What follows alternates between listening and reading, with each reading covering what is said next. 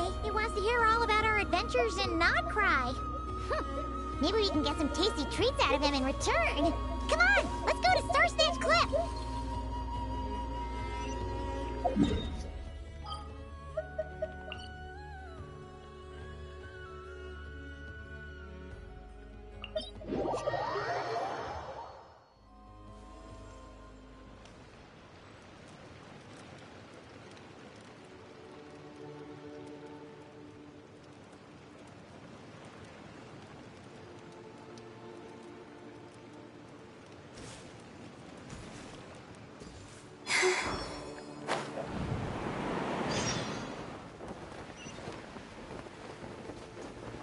Yeah, I hate how I'm not that tough again.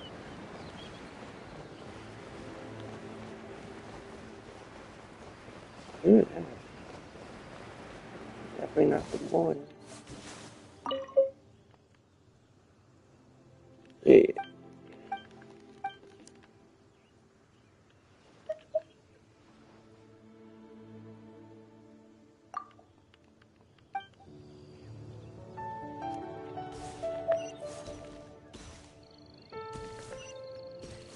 Oh wait, I had to do that. Okay.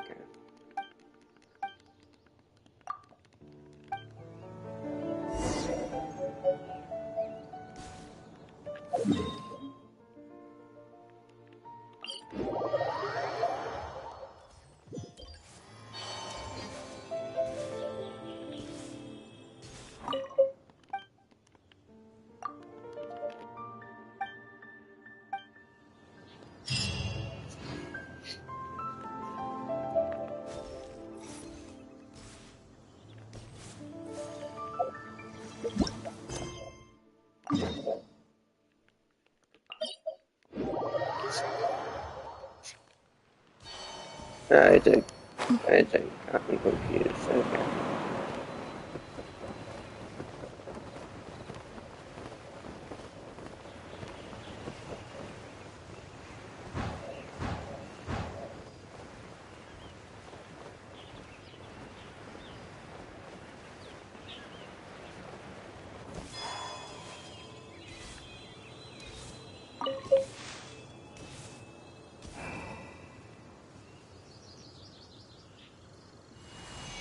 I'm so bored of it.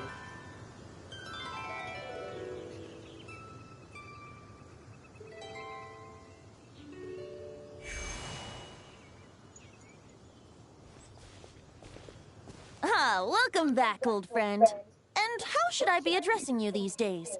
The honorary knight of Mondstadt? The Tumaini of Natlan? Or the great hero of Nodcry? Well, you sure have your finger on the pulse. We've barely caught our breath since Not Cry, but it sounds like you've already heard about what went down.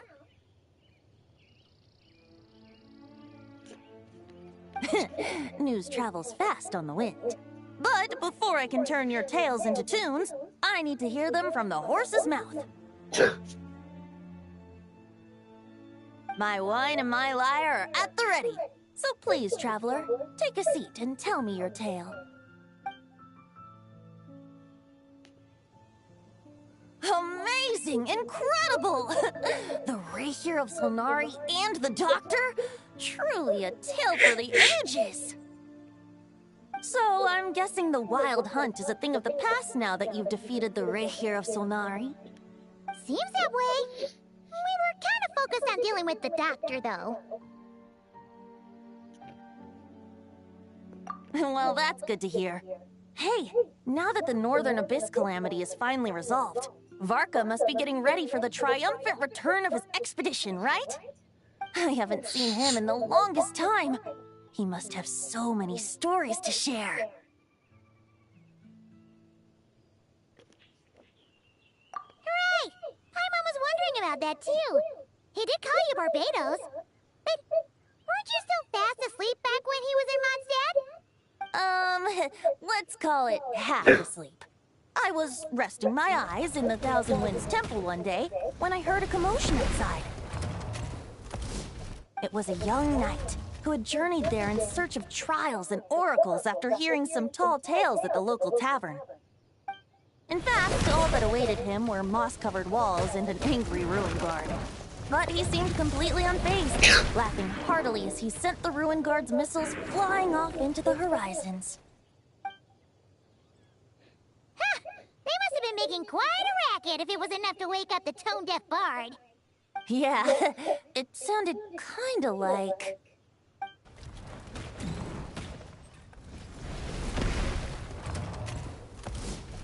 Hey! Is that all you've got?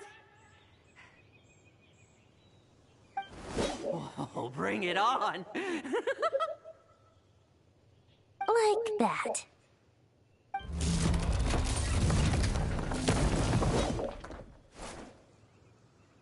Giving up already? You're not half as tough as Varkas said. A young knight of Favonius trekking out to the Thousand Winds Temple in search of adventure. Now there's a sight I haven't seen in a while. A bard in green clothes. Does this mean... Oh, you're Venti? I was just wondering I was gonna track you down. Oh! So you were looking for the tone-deaf bard? Strange place to start your search.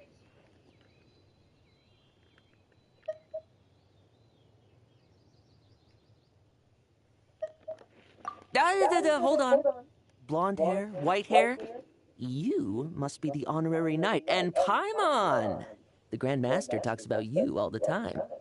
Allow me to introduce myself. I'm Lowen, Vice Captain of the 5th Company of the Knights of Favonius, and a member of the Expeditionary Force.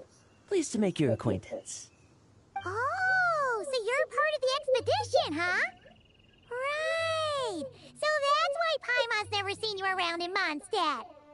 Hey, wait a second. We never saw you in Nightcry either. That's probably because when the Wild Hunt was still running rampant, I spent most of my time out on my own, making mincemeat out of monsters. I barely went back to base at all. Then, once the Wild Hunt calmed down, I got sent back to Mondstadt. Mixed blessing, if you ask me. Sounds like I missed out on some serious action. No wonder we never saw you while we were dealing with the doctor. So, why did Varkas send you back? Deliver some letters. There's one for the Knights of Favonius, one for the church, another for the Dawn Winery, at least 10 of them in total.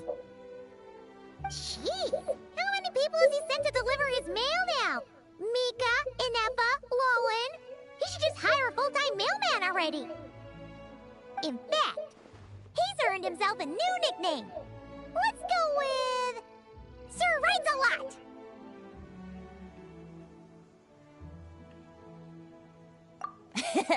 I'll have you know that poetry and letters were humanity's earliest means of expressing their thoughts. So, tone-deaf or not, I wear the title of Bard with pride.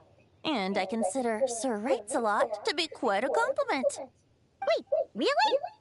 Darn it! Maybe Paimon should come up with some harder-hitting nicknames for these two. Anyway, since this young man has come all the way to the Thousand Winds Temple looking for me, I assume he must have a letter for me too. Am I right? You sure are. To use the Grand Master's own words. This one is for the bard in green clothes. These days, I think he goes by Venti. Doesn't really have an address as such. You could start by asking around in Mondstadt, or maybe try your luck at the Thousand Winds Temple. I figured that since there was this punching bag here, ruin guard, I could get some practice in while I was at it. So, I came right here the second I got back to Mondstadt. That Varker is so slapdash sometimes. It's a good thing we happen to be nearby. Oh, he also said to remind you to write back.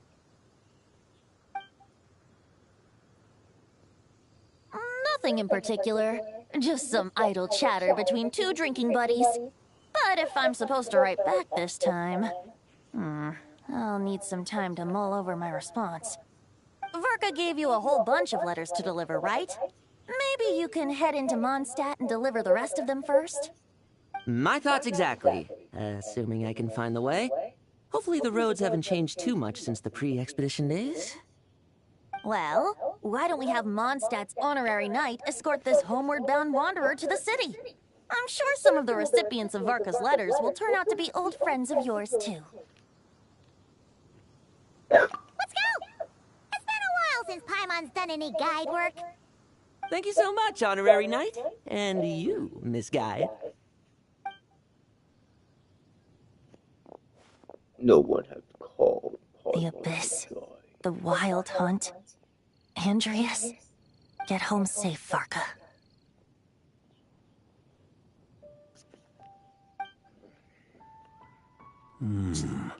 Why do my ears feel so hot all of a sudden?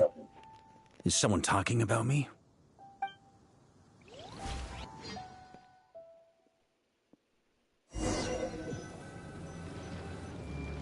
Surely there's no way anyone found the secret stash of cash in my office. That would be terrible. Grandmaster, bad time to get distracted. Watch out! Enemies approaching! Huh? Well, it's just a few stragglers. They're no real threat to us. This expedition is almost over. We just need to deal with these final few targets, and then we will make our triumphant return!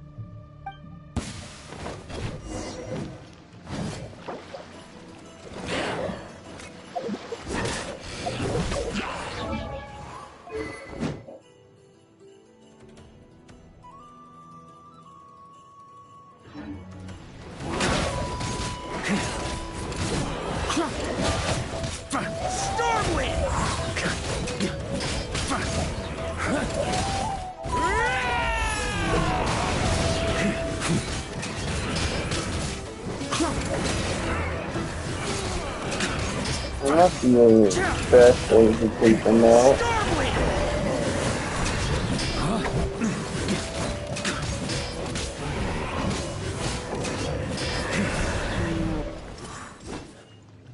Without the rapier of Solnari to direct them, it seems like all that's left is their primal urge to destroy. If this is all that the Wild Hunt can muster now, surely the Lightkeepers of Nodcry will be able to deal with what's left. Just like I thought. What we should be wary of now is... Grandmaster, based on Lightkeeper intel and our own reconnaissance, one of the suspected targets should be just up ahead. Good. You know the drill. Stay here and stand guard. Leave the rest to me. Yes, Grandmaster!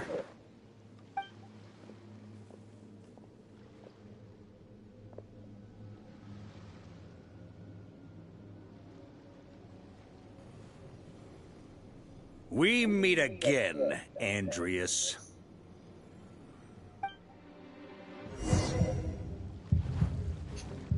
So, you've returned from Mondstadt. Don't you want to see what it looks like now?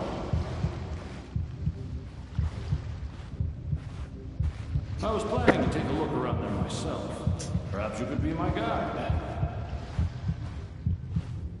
What's this? An echo from 1,000 years ago?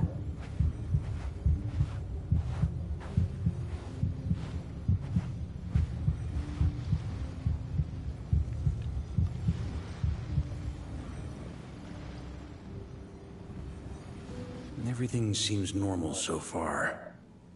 Here's hoping I'm just overthinking things. There are 2 other places to check. Maybe this will all go smoothly after all. It's your turn, my friend. Come, Andreas!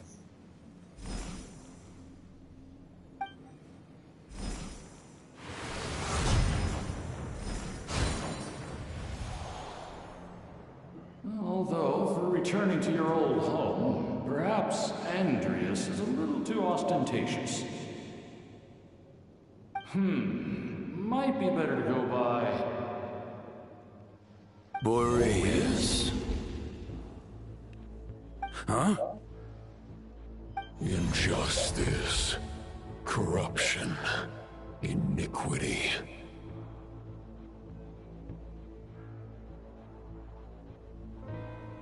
Is the surface world still as wretched and foul as ever? Answer me, heir to the knighthood of Boreas. Looks like I'm not getting out of this without a fight.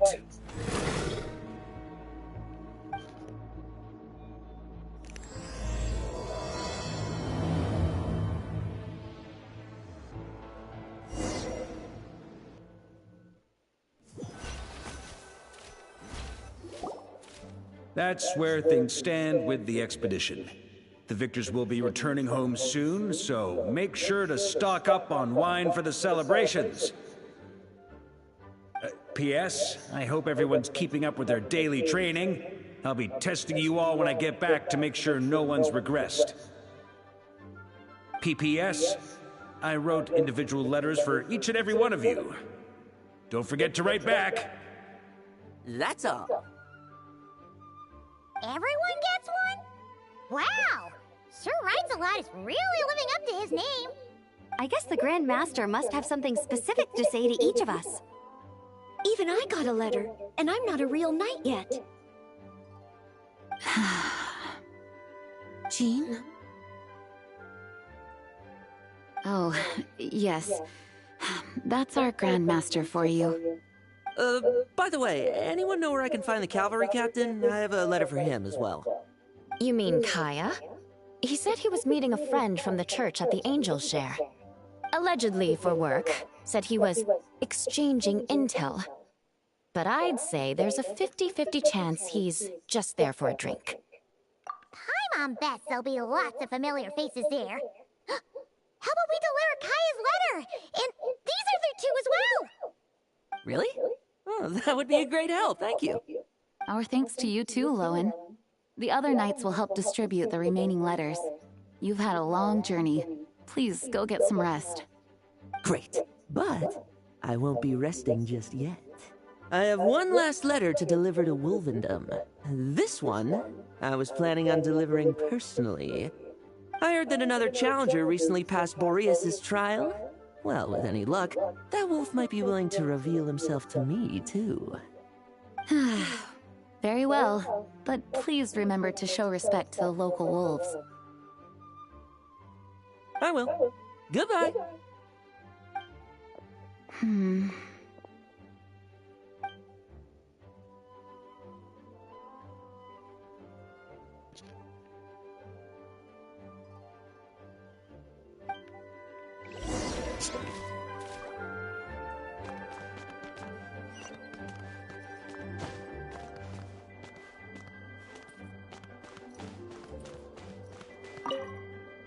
Grandmaster offered lots of advice in his letter regarding my recent assessments. I didn't think he'd spare a thought for that kind of thing in the middle of an expedition. So, Honorary Knight, if you have the time, do you think you could help me out with my special training?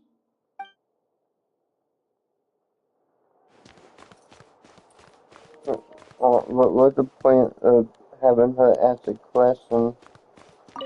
Can you give me a dialogue to say yes and no? No, I'm not supposed to do that.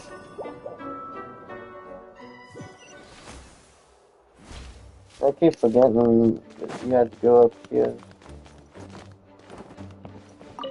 He wants to test me to see if my skills have regressed? I still haven't forgotten how he went easy on me last time. I'm assuming you must have seen him going all out before. When the time comes, you'd better keep an eye on him for me.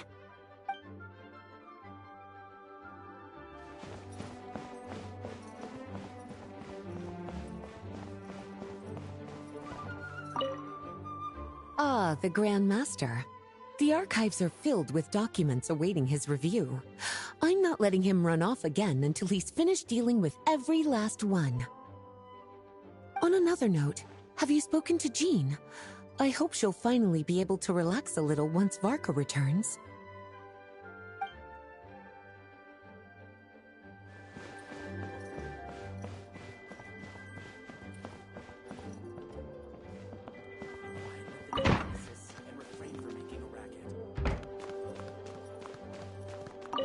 The Grand Master wrote in his letter that the Boom Blossom Bombs we sent worked really well. He wants to know if we've made any more. Uncle Martin's coming home? Yay! I can't wait to go outside and play with him! Hello. May the Animo Archon protect you.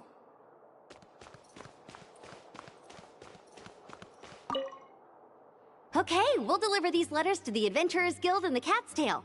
You can just handle the ones for the Angel share. The expedition is finally wrapping up. Oh, I hope the maps I made on our way there are good enough to get them safely home.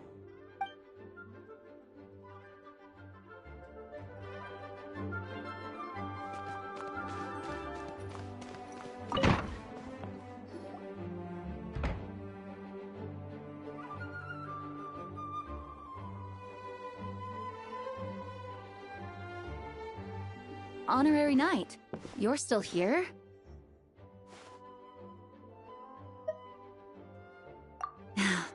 Is it that obvious? Huh? But Vark is coming back.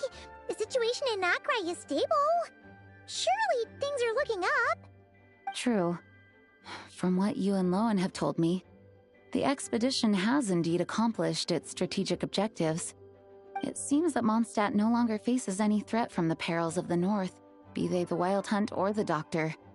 And yet, for some reason, I can't help but recall something the Grandmaster said to me before he left. If I don't make it back from this expedition, you'll have to assume the mantle of Grand Master of the Knights of Favonius. If it comes to that, remember to train the next Knight of Boreas in my stead. I've planted some promising seeds in Mondstadt, but they still need time to grow. Some have yet to master the art of social interaction. Some don't yet understand that they too need protecting. And some, well, some might not even want to be a knight yet. What's wrong? Well, there's no need to frown. I'm going on an expedition, not marching to my death. This is all just a contingency plan in the event that I'm unable to return. Until I return, I leave them in your care. The lineage of the Knights of Boreas has nearly been extinguished twice in Mondstadt's history. The first wandering knight to claim the title arrived in Mondstadt 1,000 years ago, along with his wolf companion. He was as free as the wind. He left no succession plan behind. Even his name was lost to history. The title of Boreas could have disappeared from Mondstadt just as he did. But he had an informal disciple, a knight named Ravenwood, who admired the Knight of Boreas greatly. Ravenwood's valor and swordsmanship earned him the wolf spirit's recognition. When the old aristocracy tried to regain power, Ravenwood came once more to Mondstadt's defense. From then on, the title of Knight of Boreas was passed down from generation to generation within the Knights of Favonius. Wolf spirit? You mean that big blue wolf in Wolfenden? Correct. As you may already know, the Wolf of the North is the surviving spirit of an ancient god, and the Knight of Boreas serves as an intermediary between him and humanity. Lupus Boreas, who had never known what it meant to love, came to understand it through the journey with his human companion. In the end, he chose to allow his power to become one with the land. This was once a well-known tale in Mondstadt, but these days, few people are aware that the starting point of the Wolf King's journey was not Mondstadt, but Nodcry. Huh?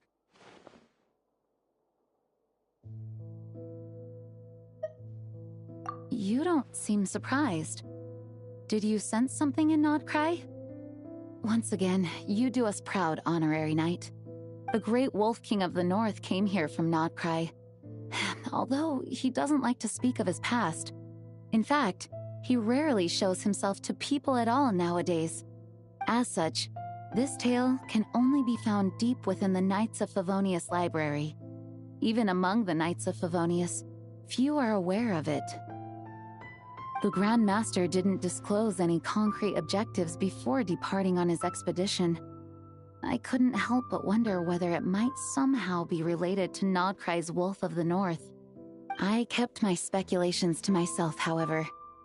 Sharing them would only spread unwarranted suspicion toward the Four Winds among the people of Mondstadt. You experienced the turmoil caused by Deval and the East Wind's actions for yourself. Surely you can understand my concern? No wonder Varga wasn't clear about his motives. Is that what he was worried about? Very possibly. He was probably also reserving judgment. Having heard about your experiences in Nodcry, I now suspect that the Grand Master hadn't yet ascertained the true identity of our enemy at that time. And as it turns out, the Calamity born in the north wasn't an ancient god, but rather the Wild Hunt and the Doctor. I guess we were both jumping to conclusions.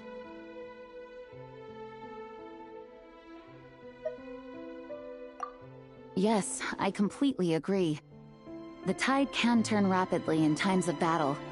It's a leader's responsibility to prepare for every possible contingency. Even if his contingency plan never needs to be put into action, I'm sure the Grand Master is relieved to know that it's in place.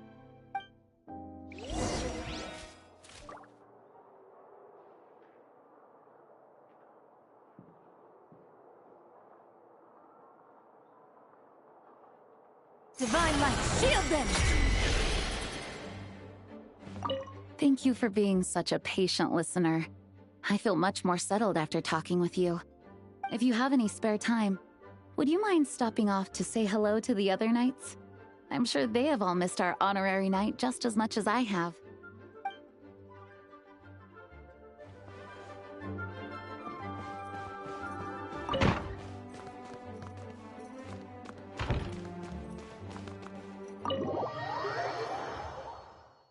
That turned into a pretty long conversation, huh? We should probably go deliver those letters to the Angels share now.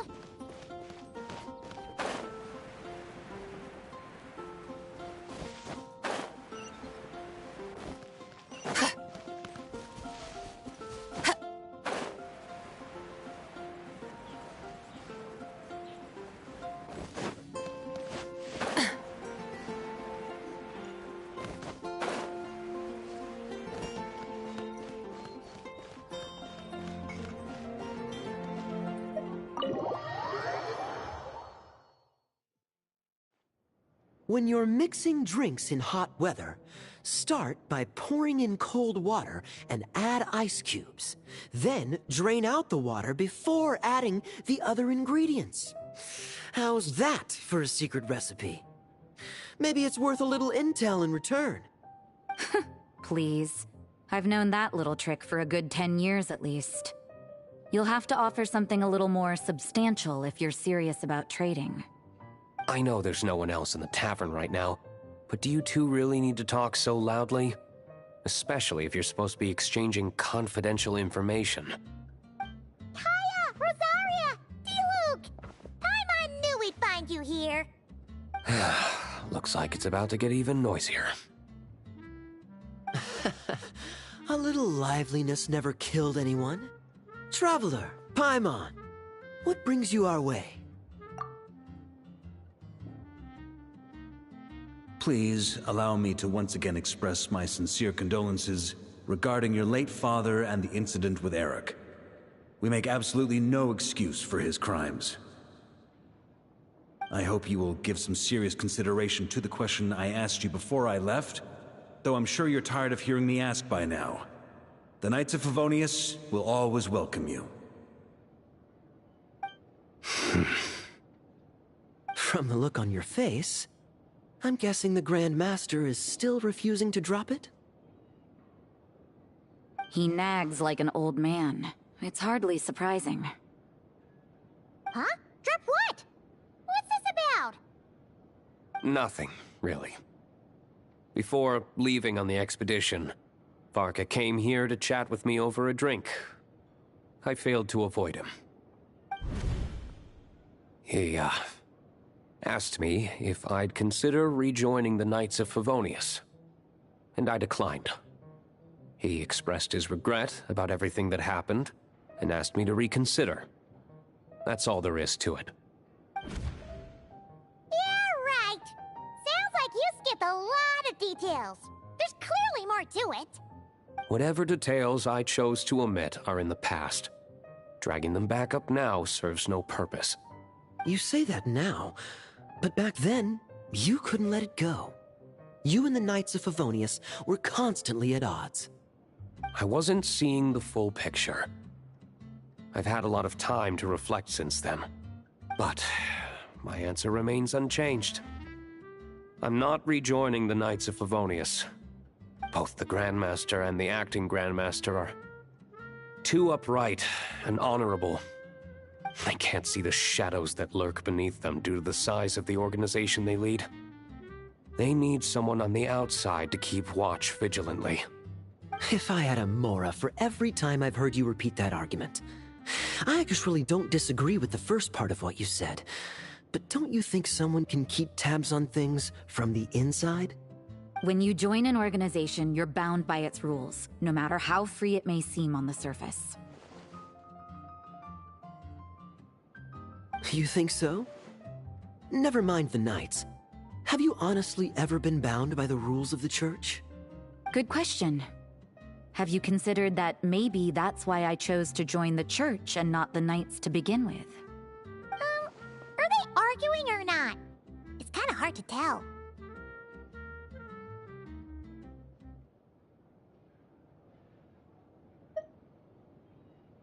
Oh, kind of like the contingencies Jean was talking about. The more ways they have to protect their home, the better. Huh? Traveler?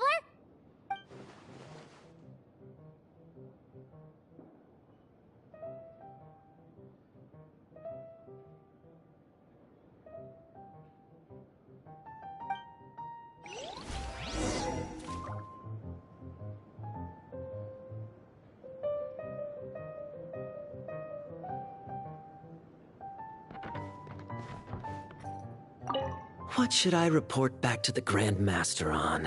Let me think. Public order inside the city? Monster activity in the wild?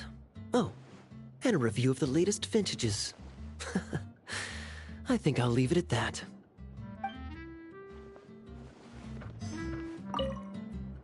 My reply won't be a long one, as usual. I'm sure Varka won't be surprised.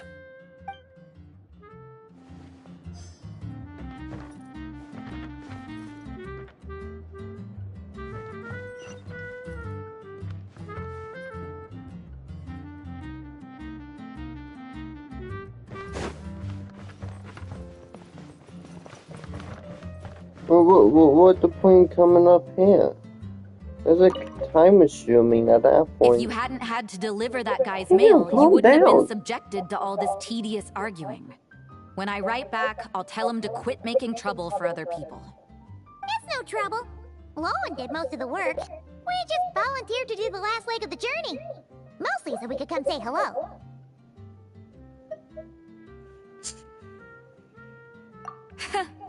So you see what's really going on here? All three of us fell for that old rascal's scheme far too readily. Huh? Scheme? What do you mean? Was Varka lying in his letters then? No. While I'm sure Varka knows full well that Diluc would never agree to rejoin the Knights, I believe the sentiments he expressed were genuine, as was his offer to welcome Diluc back.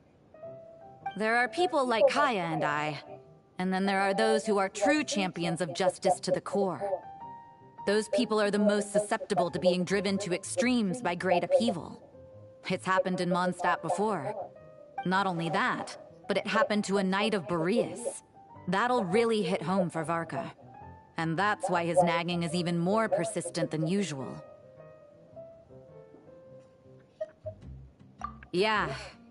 So no one's told you this before? The lineage of the Knights of Boreas has nearly been extinguished twice in history. The first was at its inception. The second was the case I was alluding to. Oh! Wasn't Jean telling us about this? Wait, and then we got caught up talking about the expedition, and we never got around to the second time. I happened to hear about it from Varka once when he was drinking and started yammering on. The second crisis in the Knights of Boreas lineage. It was 500 years ago. Although the Knights of Boreas are meant to be intermediaries between humans and wolves, in practice, very few of them have been truly recognized by Lupus Boreas over the past millennium. Of those who have, the best known are the first Knight of Boreas, Ravenwood, the wolf pup Rostam, and Varka himself. But 500 years ago, there was one who earned the respect of Boreas even before gaining the title. He was a disciple of Rostam. They thought he would become the mightiest knight of Boreas who ever lived. He was the perfect knight. Righteous, principled. His name was Roland, the blood-stained knight. Yikes! Bloodstained Knight? That sounds a little ominous. Well, apparently his original title was the White Knight.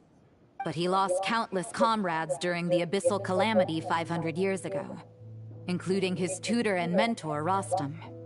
The endless bloodshed stained his sword and armor a crimson as deep as black, transforming the White Knight into the Blood-Stained Knight. After that, he threw himself completely into battling monsters, leaving Mondstadt and the Knights of Favonius behind. To this day, no one knows his final whereabouts. It's hard to say whether the loss of an important figure in his life is what drove him to the point of obsession, or whether he was already too far gone to save. But had he known that the Knights of Favonius would always welcome him back, perhaps things would have turned out differently. So if you want my opinion, the reason why Varka keeps asking Diluc to rejoin, despite knowing that he'll never say yes, is to let him know you're not alone. After all these years, he's still as persistent as ever. Just like how he used to be with me. Huh. Turns out Varka's a lot more thoughtful than he lets on. Paimon had the wrong idea about him. Anyway, there's still something about this whole Boreas business that Paimon isn't really getting. Wasn't Andreas a god in Mondstadt thousands of years in the past? If so, why did Jean say that Boreas and the Wandering Knight only arrived here just 1,000 years ago? Plus, Paimon's super curious about what happened to Roland.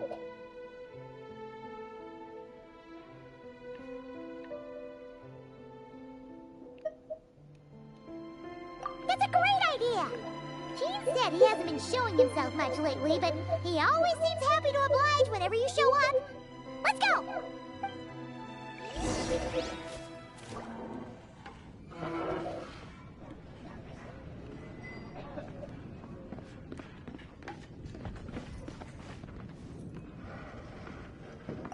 What should I report? Public order inside the city? Monster activity in the wild? Oh. Doesn't it change into anything different?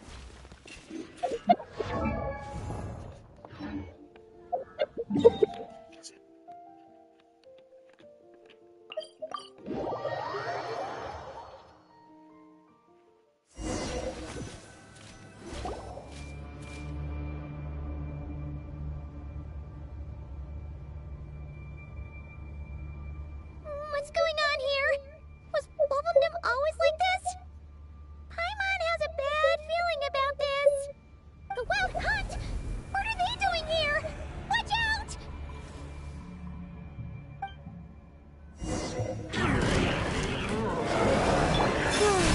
Right now. Emerge. Right here.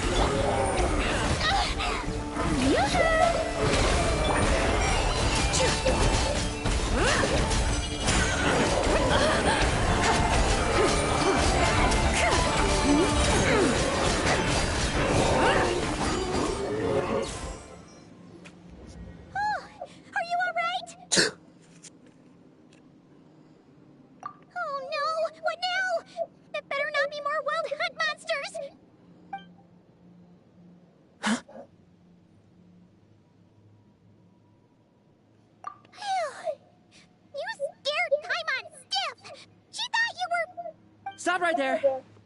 Answer me this. The 2 letters I gave you, who are they for? 2 letters? Wasn't it 3? Okay.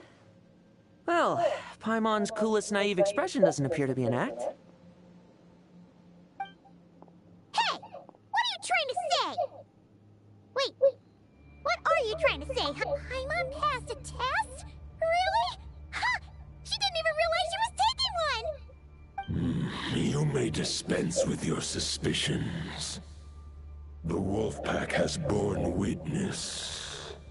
They fought against the aberrations that encroached upon this land. And our attackers showed no ability to disguise themselves this time. Ah, a familiar scent. Come. I will await you at the usual grounds. Well, if the boss of Wolvendom has vouched for you, I guess I should apologize for doubting you just now.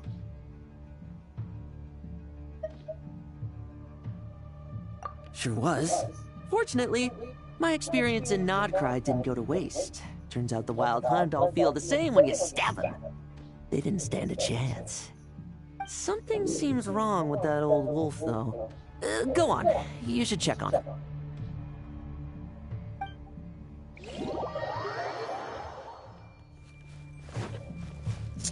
Oh, how nice. It's open all the way close.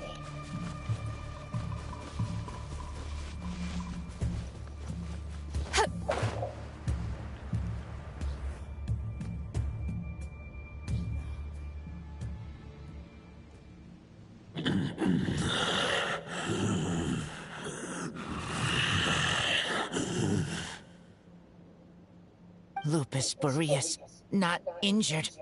Why so weak? Am I not strong enough?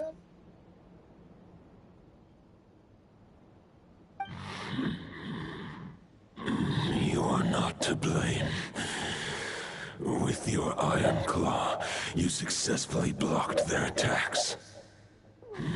However, their assault went beyond the mere physical world.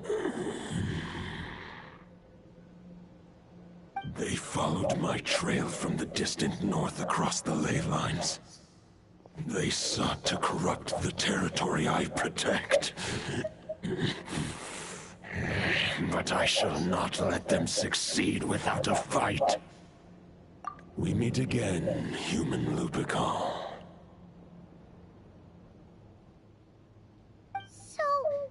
Are you saying that the Wild Hunt we just got attacked by came all the way from Nodcry to Mondstadt? How is that even possible? As you know, I stand before you as an incomplete being. I am but one remnant of the god Andrias' soul. The source of this turmoil. I can sense it. It lies in the north. It is the part of me that remains in Nodcry, from whence I came.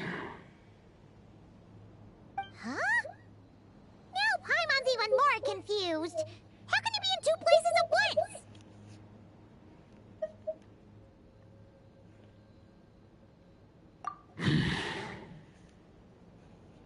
For many gods, housing a part of their soul within an object is no difficult feat. But those who can perform such delicate partitions as this are rare, even among the gods.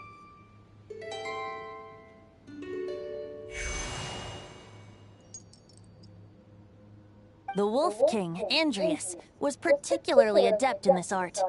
Otherwise, no remnants of his soul would have survived till the present day. Huh? The bard's back? Toadif Bard? What are you doing here? Maybe the god of Animo guided me here. For it appears that someone is in need of a tale from the distant past. And our wolf friend doesn't seem too keen on recounting it himself. Who better than a bard to do the honors?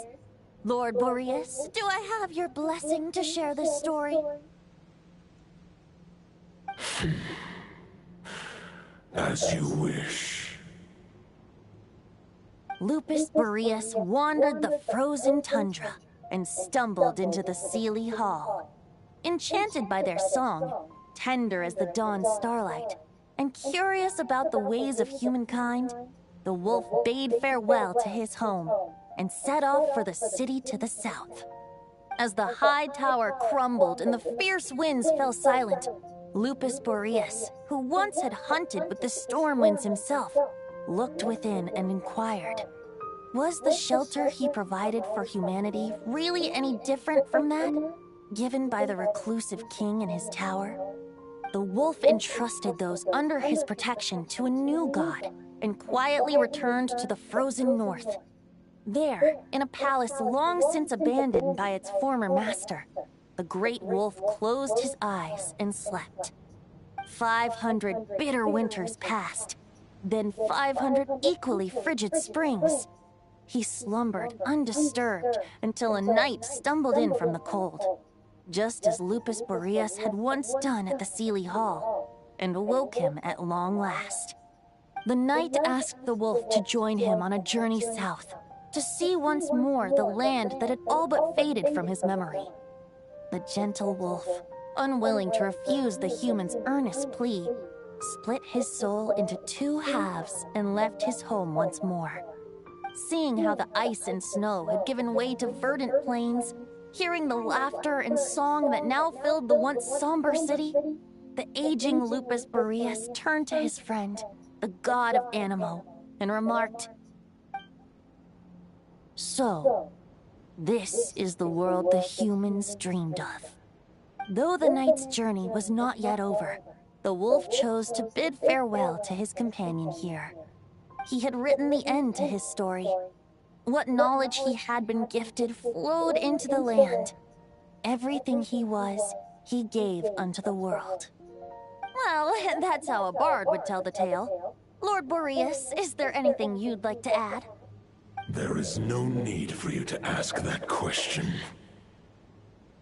So that's what happened. You returned to Mondstadt with that knight 1,000 years ago, and then, for the sake of the new Mondstadt, you... You need not feel remorse on my account. That was my answer, my decision. If anyone should feel regret, it is the part of me who remained in Notcry.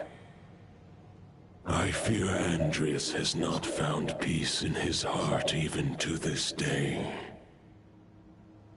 That is surely why those vile aberrations were able to exploit his weakness, sowing the seeds of all the turbulence that has ensued. But we followed Boreas' trail in Nodcry. We investigated and discovered no signs of instability. Andreas should still be slumbering by the lakeside. Perhaps all the recent turmoil in Notcry has had unforeseen consequences. And there's more. I detect another familiar scent from across the ley lines. A scent that reeks of blood.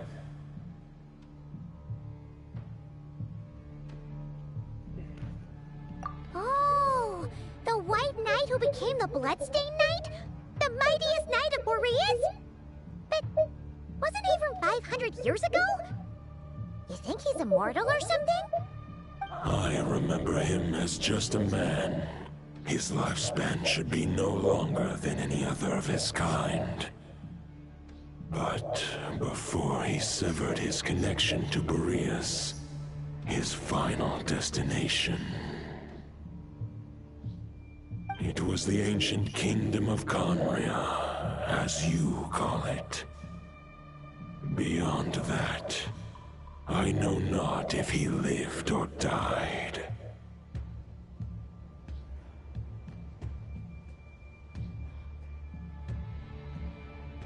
If you want to get to the bottom of this, I'm afraid you'll have to make another trip to Nodcry yourselves.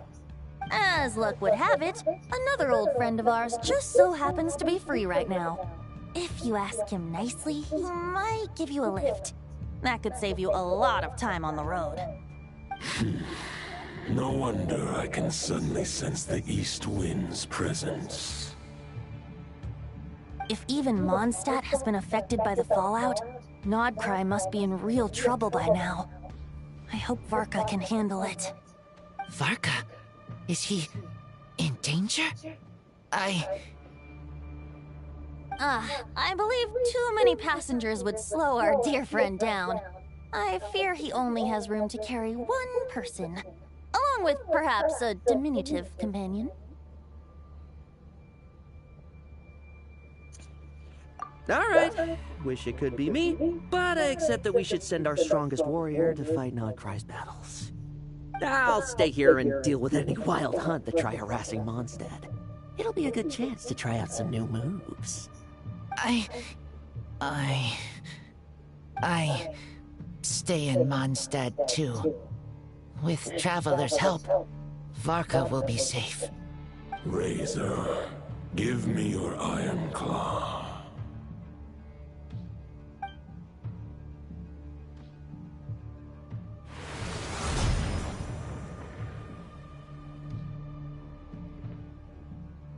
Golden-haired traveler, give this token to the current knight of Boreas.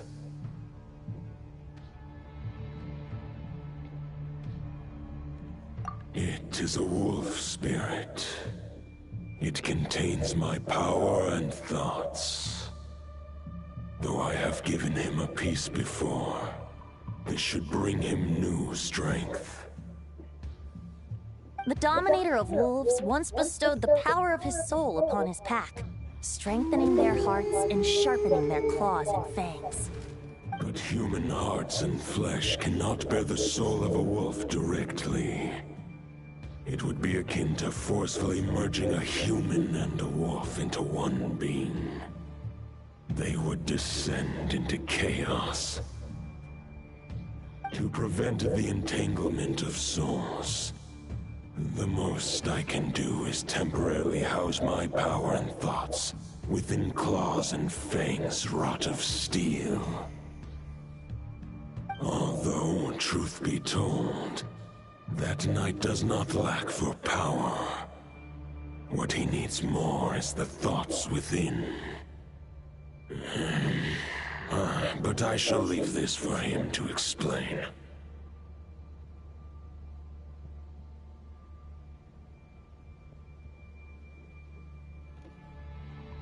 The Great Wolf King of the North remains strong for now. Besides, do I not have the protection of my Lupacol? I will protect Lupacol.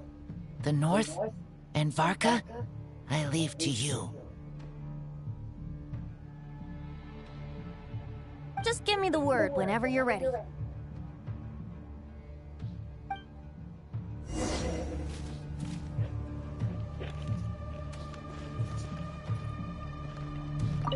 I can read Varka's letter. I will try my best to write a reply. A wolf's claws make poor instruments for writing human words. But that token will suffice to convey my thoughts.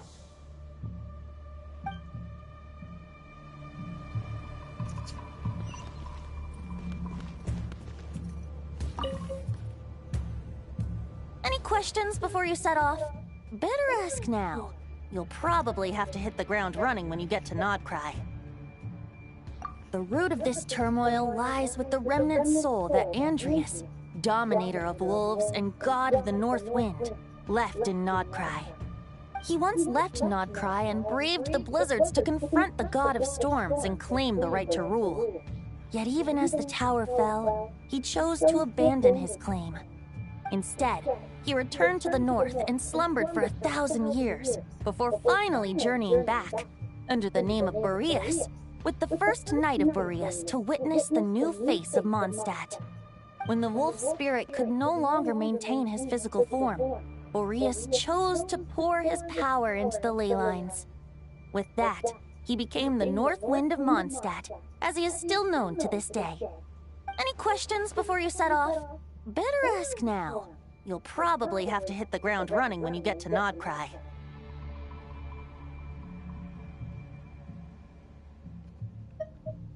"500 years ago, Roland seemed destined to become the mightiest knight of Boreas ever to have lived. But he was too pure of heart. He believed firmly in his own ideals of chivalry, vowing to eliminate all injustice from the world. But the world had never been perfect and pure, nor would it ever be. Neither his mentor, the wolf pup Rostam, nor the Grand Master, known as the Lion of Light, could persuade him to temper his obsession. But what was the scent that reeks of blood that Lupus Boreas sensed? And what is its connection to Conria and the Abyss? Perhaps you will uncover the truth in Nodcry. Any questions before you set off? Better ask now. You'll prop the soul of a wolf is as unyielding as ice, and Andreas is a master of molding and shaping it. His people once drew great strength and wisdom from the wolf spirit. But human hearts and flesh cannot contain the soul of a god. Attempting to place the wolf spirit in a human vessel would slowly devour their sense of self, even if Lupus Boreas did not intend for that to happen. That's why Lupus Boreas developed the technique of imbuing weapons with his soul. It is his way of blessing his human Lupical with the wolf spirit's protection. In fact, there is an ancient song that tells this tale. A weapon once of common iron, now through friendship turned divine. Twixt man and wolf a bond was made, a power born within the blade. As much as he might claim not to accept humans, his actions sing a different tune. Oh, but keep that little observation between us, will you? Any questions before you set off? Better ask now. You'll probably have to hit the ground running when you get to Nodcry. The soul of a wolf is as unyielding as ice, and Andreas is a master of molding and shaping it. His people once drew great strength and wisdom from the wolf spirit. But human hearts and flesh cannot contain the soul of a god. Attempting to place the wolf spirit in a human vessel would slowly devour their sense of self, even if Lupus Boreas did not intend for that to happen. That's why Lupus Boreas developed the technique of imbuing weapons with his soul. It is his way of blessing his human Lupical with the wolf spirit's protection. In fact, there is an ancient song that tells this tale. A weapon once of common iron, now through friendship turned divine. Twixt man and wolf a bond was made, a power born within the blade. As much as he might claim not to accept humans, his actions sing a different tune. Oh, but keep that little observation between us, will you? Any questions before you set off? Better ask now. My bad, I didn't realize I repeated in that one. Nodcry. All right, over to you, Dvalin.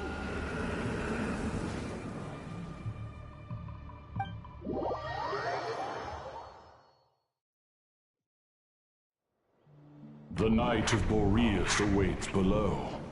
We must part ways here. Barbatos and I have other plans. We will meet you again later. All right. Hey, wait. How are we getting down?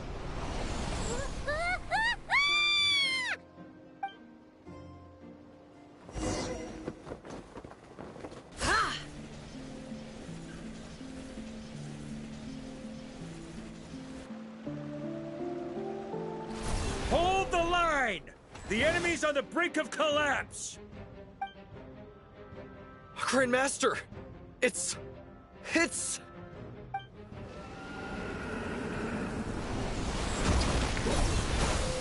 Haha! Reinforcements! It's about time!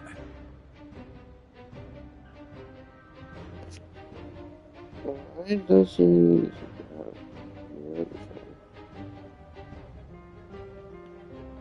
I haven't given the sword yet. Why the fuck did... Well, what happened to the other one? And I'm on too!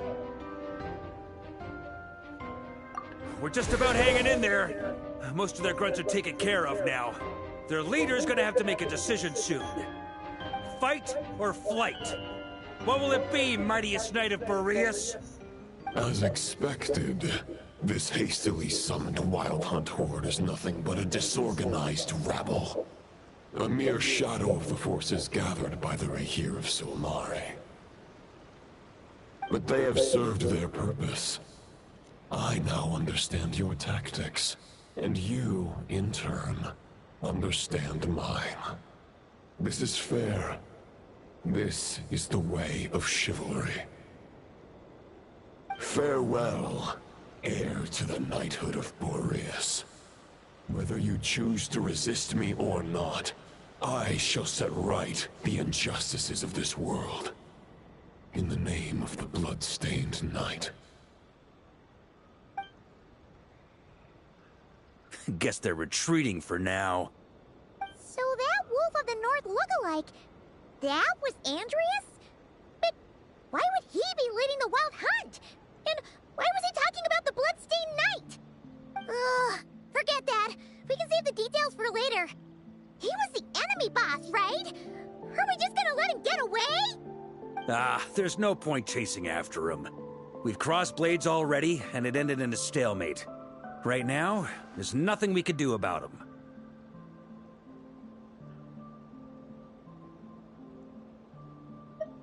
True. We're still not certain of his true identity, but whether he's a god corrupted by the Abyss or a legendary knight, killing him might be just about possible, especially now that you're here.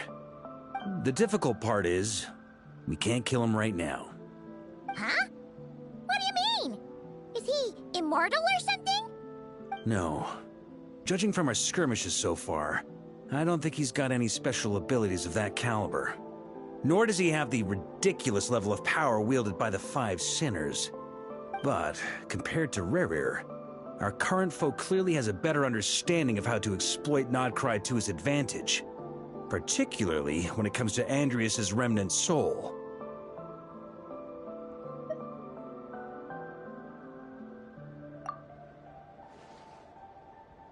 Exactly. Sounds like you realize what the crux of the issue is. I managed to cut off a sample from our foe, which Albedo and Durin are analyzing as we speak. Meanwhile, our other allies should be making their way home from their own battles by now. Let's discuss this further when they're back. We still have some big challenges ahead before this expedition can finally be declared a victory. The moon is barely visible.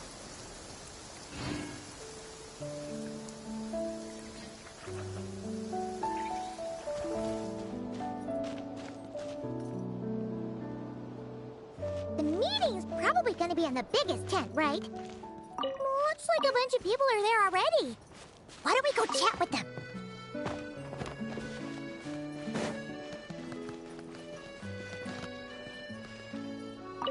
Hey, good to see you again. Oh, Boss Sneff asked me to pass on a message. She went to see Lauma and Columbina at the Frost Moon Scions. Apparently, there haven't been any changes to that space the Rahir of Solnari's in. That means the recent Wild Hunt attacks have nothing to do with Rerir, right? Oh, that's a relief. Paimon doesn't fancy facing him again. They're keeping a close watch on it just in case. With so many moon experts on the case, we're in pretty safe hands, huh? Oh yeah, Lauma and Columbina asked me to pass on a message too. Focus on the enemy you are facing. The moon will protect you all. Huh, you know something? These Knights of Favonius are paying me a pretty nice sum to deliver a few simple messages. Oh, Varka's a generous guy.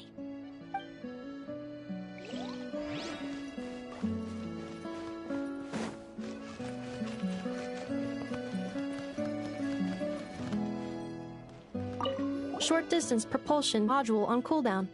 15 minutes until next departure. Switching to chat mode. Hello there, Paimon, traveler. Varka placed a sizable order with the Clink Clink Krumkake craft shop. I know is hard at work producing the strategic reserve, while I am handling the deliveries. Secondly, I am also here to attend the meeting in her place.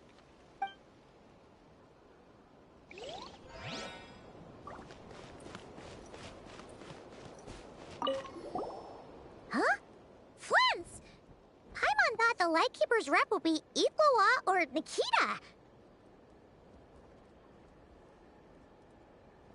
You're quite right. However, Itlua and Nikita are both busy organizing the Ratniki's region-wide response to the recent attacks. And since I'm well acquainted with everyone else here, I was the one they recommended to attend the meeting.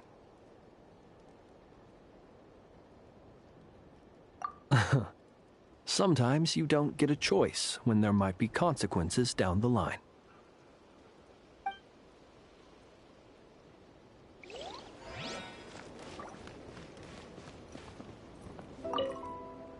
Hey, Honorary Knight. Looks like pretty much everyone's here. Oh, Beto and Durin are just wrapping up their analysis. You want to wait for them here?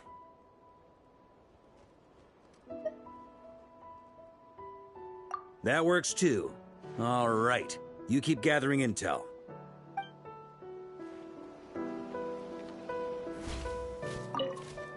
Hey, Honorary Knight. Looks like Beto and Durin are just wrapping up. Great. While we're waiting, could you update me on the situation in Mondstadt?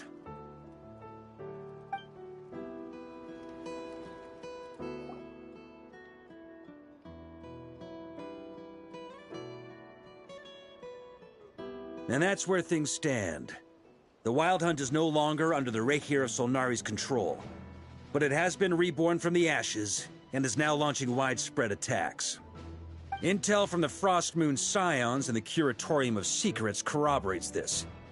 No disturbances have been detected in the space where Rere resides.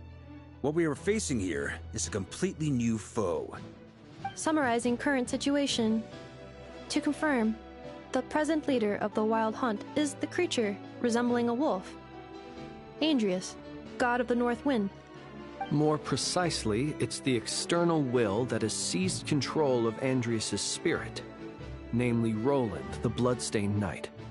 Whoa. Hold on. I'm completely lost. Isn't Roland some Mondstadter from like 500 years ago?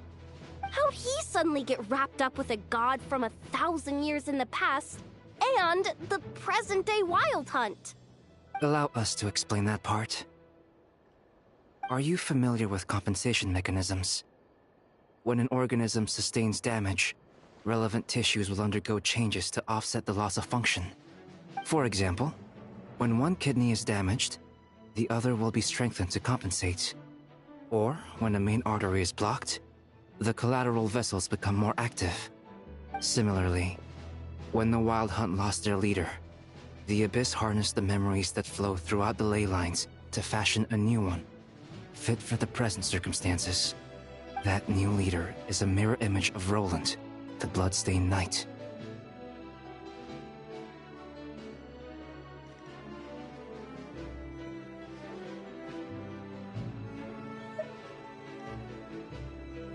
Right. No matter how strong the compensation is, it will never quite match the functionality of the original organ. The Roland replica can't possibly imitate Rere's overwhelming power, nor his ability to disguise himself as others.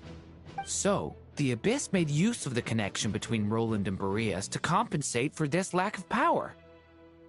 The replica corrupted and took control of Andrius as he slumbered by the bank of Amsvartnir, ultimately manifesting as the giant beast that you all witnessed. However, exactly why the Abyss chose Roland to mimic, and indeed how it was able to do so, remains unclear. I guess he must have gotten caught up with the Abyss or Nodcry somehow during his wanderings through Tevat. But we can keep those questions on the back burner. Okay, Paimon gets all that, but what did you mean when you said we can't kill him right now? We can't kill him right now because a dead god may prove more dangerous than a living one.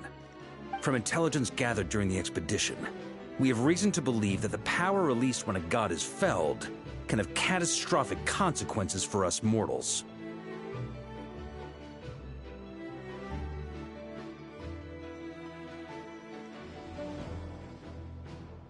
Worse still, the wrath that remains after a god's passing becomes a source of endless turmoil. Once god remains contaminate the land, they will persist for thousands of years.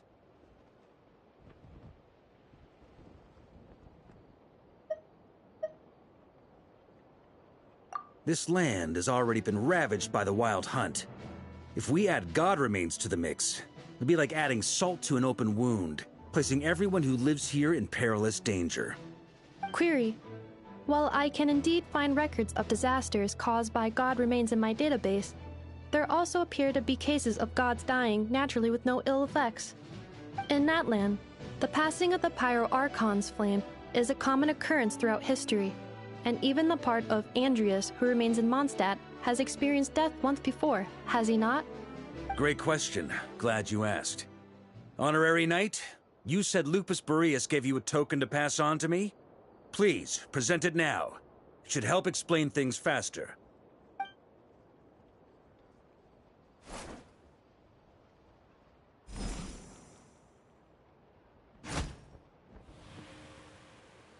Come forth, Boreas! This form has come to the end of its time. I'm afraid I can accompany you no further on your journey. My soul will fall into silence, and my power will flow into the ley lines of this land. Perhaps this is all that a wolf can hope to do for humankind. Do not grieve for me, for this is the end I have chosen. Instead, remember that one day, your wandering too must come to an end. Where and when shall that be? A final wish before I slumber.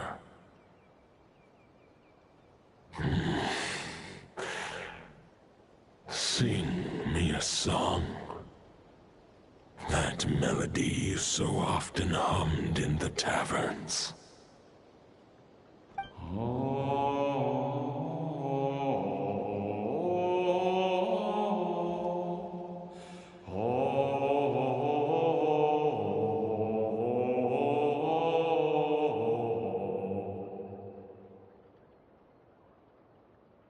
You saw it too.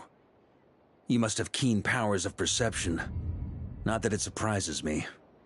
That was Boreas' final thoughts before merging with the ley lines.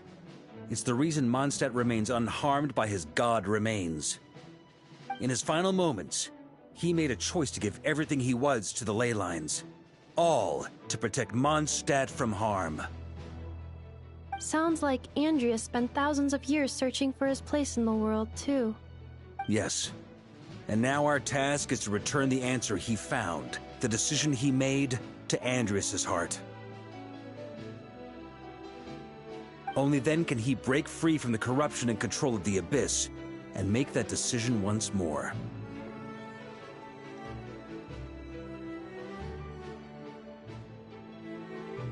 I see. I would say that planting thoughts inside the mind of a god sounds a little far-fetched, but since it was his own wish to begin with, it sounds feasible to me. Wait, we already have a perfect solution? Then why are we even having this meeting? Let's go do this thing! Ha ha ha. If only it were that simple. Unfortunately, this one thought alone is unlikely to be powerful enough to break through the Abyss's control and reach Andreas' heart. We need to find a way to make the thought within this sword stronger and more resilient. For now, Boreas needs all his remaining strength to fight against the abyssal corruption to Mondstadt's ley lines. He can't afford to send us any more of his power. However, since his form was unstable during his journey with the first Knight of Boreas, many wolf spirit fragments were left behind along the way. If we can collect those fragments, we can use them to strengthen the decision to merge with the ley lines. So we need to retrace his steps and look for random fragments? But they could be anywhere between Nodcry and Mondstadt. It'll be like looking for a needle in a haystack.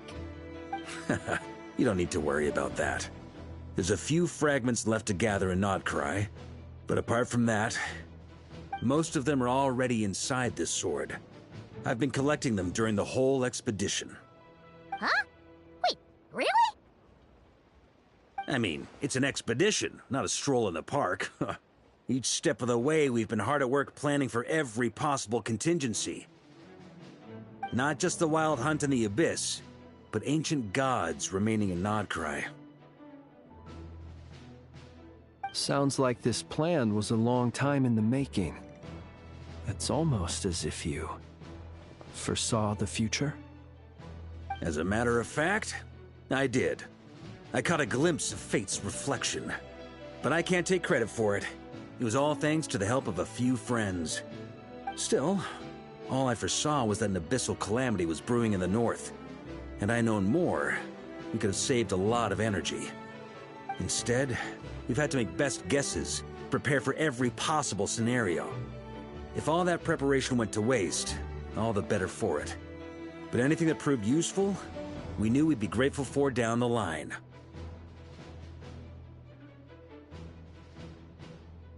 Sure is. Just one crucial step remains. We need to gather the last few wolf spirit fragments scattered around Nodcry, and use them to make the thought within this sword as strong as it could possibly be. According to what Boreas told me before we left Mondstadt, his form was at its most unstable at the beginning of his journey. That means the fragments here should be the most powerful ones. But of course, we've been tied up fighting battles since the day we set foot in Nodcry. First with the Wild Hunt, then with the Doctor. So, it wasn't until recently that we were finally able to confirm the status of the wolf spirit fragments. We now know there are 3 left to find. Okay, so 3 more mini expeditions to go. I managed to gather 1 fragment before Roland reappeared.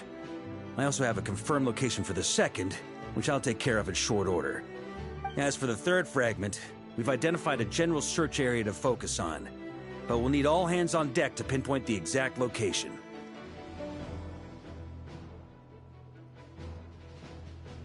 The final snag is that since our foe is a replica of Roland, he too will be aware of Andrias' history. He's sure to try and sabotage our plans by any means at his disposal. So everyone needs to bring their A game. With our foe being from Mondstadt, it's our duty as Mondstadters to defeat him. And since the Wild Hunt is involved, the Lightkeepers will provide their full support. The Clink Clink Krumkake craft shop will also help in any way we can. So what do they need me here for? Wait, I think maybe I signed a contract at some point. Didn't exactly scrutinize it, though. I mean, who actually reads those things anyway, right? Ah, great. Knew I could count on you all. Lastly, our friend from the Curatorium of Secrets will provide intel and relay battlefield communications. Looking at you, Yehoda. So, you'll be darting back and forth across the battlefield, dodging the Wild Hunt and the shadow of an ancient god. I'm impressed by your courage, Miss Yehoda. Rating for Yehoda updated. Higher quality ingredients will be used to prepare your future meals. Darn it! I should have known this payday wouldn't come that easy. I'll deal with the second wolf spirit fragment, which we already know the location of. The moment you make any progress with Fragment 3, be sure to give me an update. Traveler, could you join me in retrieving Fragment 2? I have a feeling that your unique constitution might come in handy.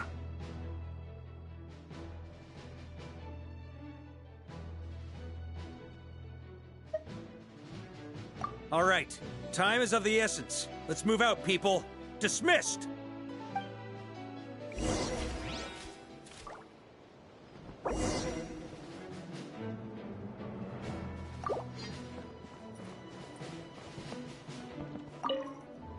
Speaking of contingency plans, I now recall that Barca also made a contingency plan when he asked me to deliver that letter. Perhaps I should ask Aino to prepare some additional backup modules for me.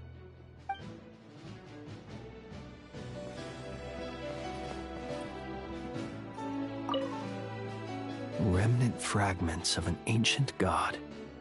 Thoughts stored inside a blade. Maybe I'm overthinking this, But I suspect there is more to Mr. Varka's plan than what he's revealed to us so far. Then again, the enemy can harness the Wild Hunt to spy on us wherever we go. As our commander, I'm sure he has his reasons for choosing not to tell us everything.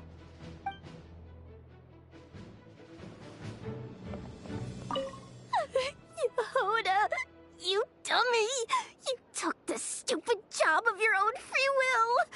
Oh, crying isn't gonna get you out of it!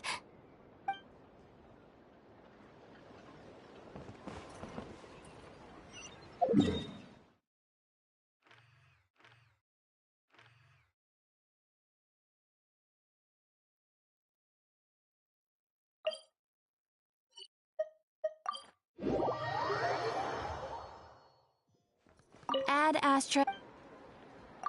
Thank you for complete.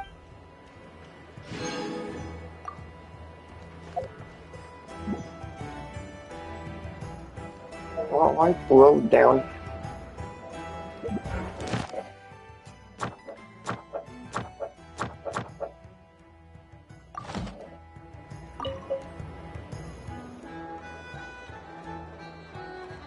Any updates on the commission from last time?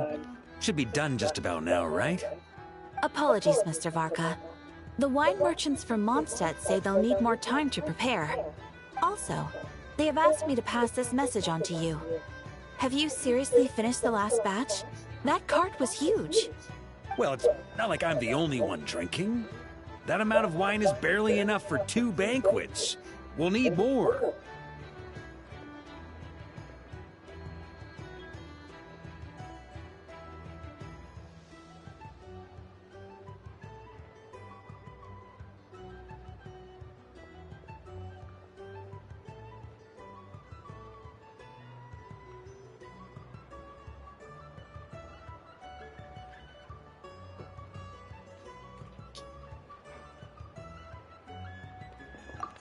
Come on.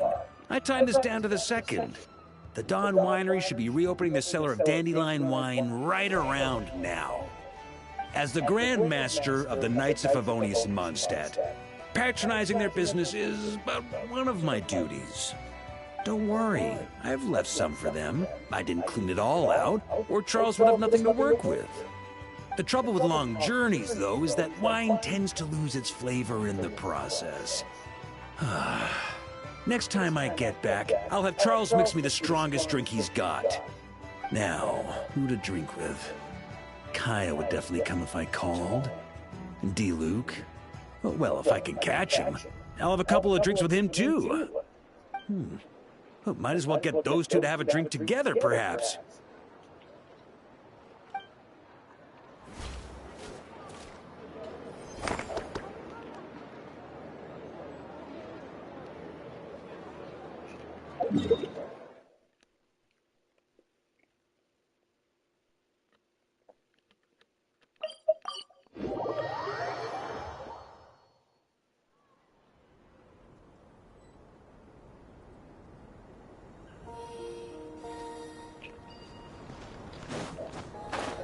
Didn't you say Fragment 2 was supposed to be right here? Where the heck is it? Seems like we've run into a slight hindrance. Can I leave this to you, Honorary Knight? Be cleansed.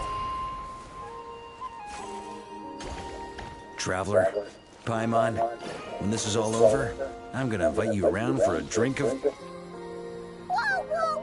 Stop thinking about Mondstadt's wine and keep your head in the game! You can't be daydreaming about alcohol before a battle! Huh? Well, all right, just trying to lift our spirits a little. You want to see some photos I took of me and the knights before the expedition, maybe? Shut up, shut up, shut up! Can we please just focus on finding the wolf spirit fragment?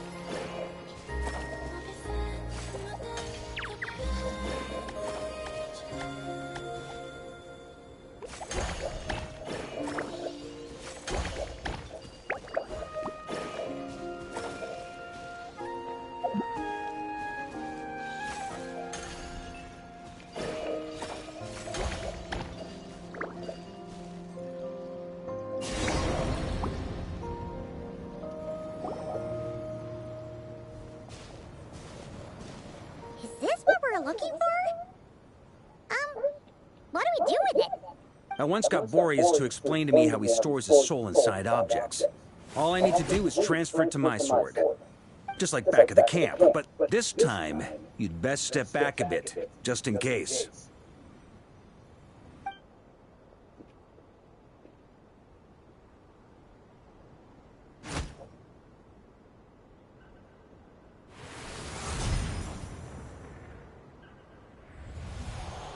So, you're saying you don't know how to love people, and you don't understand human love either. Why do you laugh? Sorry, I just think the fact you're ruminating on this is all the proof you need that you have love in your heart.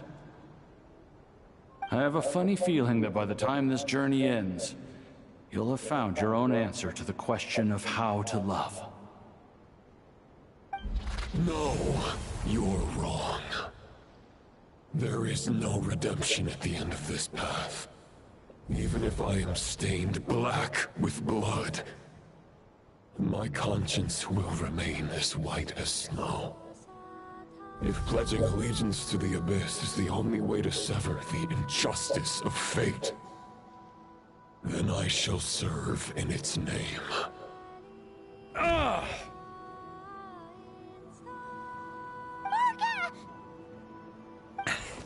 Oh, sure enough, this place has been corrupted by Roland's will. Whew. I'm fine. I was prepared for this. It wasn't enough to pose a serious threat. We got here just in time. The fragment hasn't been fully corrupted yet. Assuming we can undo the damage, it should still be usable.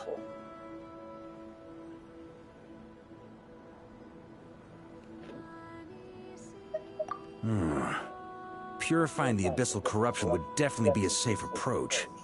But that's not the only reason I wanted you to come. Could you try reversing the corruption? Not purifying it, exactly, but separating out the Roland part from the wolf spirit. So, keep the Roland part intact as well as the wolf spirit part? Why would you want to do that? Firstly, to test whether it's possible. And secondly, to view Roland's memories. As they say, know thyself, know thy enemy. Understanding our foe is our surest path to defeating him. Let me think. How was it explained to me?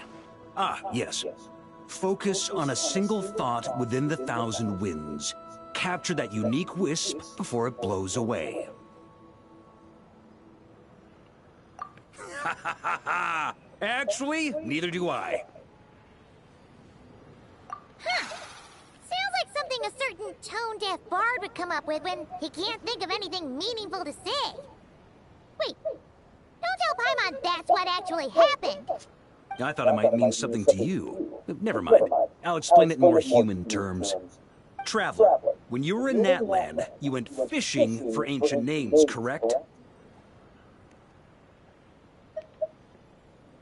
If I'm not mistaken, the Night Kingdom was like a river flowing with concepts, and you were trying to capture the concept belonging to a particular ancient name. I'm thinking the same basic principles should apply here. Okay, but back then, we had a bow and a net. This time, we don't have anything at all. This wolf spirit fragment is like a puddle compared to the Night Kingdom. No need for a boat. As for a net, this is what I've heard. Thoughts and emotions are like interwoven threads. They can create a net, or they can create a rope. They can separate love from hatred, and they can bind objects and events together. Thought is the anchor for a being's existence, through which emotions are drawn forth. Also, we barely know anything about Roland. How are we supposed to use thoughts to anchor him? Well, maybe you could try this. What is it? It looks old and tattered. It's an unsent letter, written by the wolf pup Rostam, Knight of Boreas, from 500 years ago. It was meant for his disciple, the White Knight Roland. After Rostam lost his life in the Abyssal Calamity, Roland left Mondstadt to wander to Vat. Grandmaster Arundelen wanted to deliver this letter to him. But trying to track Roland down was like chasing a shadow. He never did find him. And so this letter has been sitting at the Knights of Favonius headquarters ever since. Quite the antique, then. But how exactly is it supposed to anchor Roland? Yeah, I'm honestly not sure. Hey, what happened to Mr. Plans for every contingency? You're just making this up as you go along. Well, what can I say? Some people like to wait till they've got all their ducks in a row before taking the first step, but I prefer to dive on in and plan as I go. I've been doing it that way for the whole expedition. But anyway, don't they say that poetry and letters were humanity's earliest means of expressing their thoughts? Can't hurt to give it a try, surely.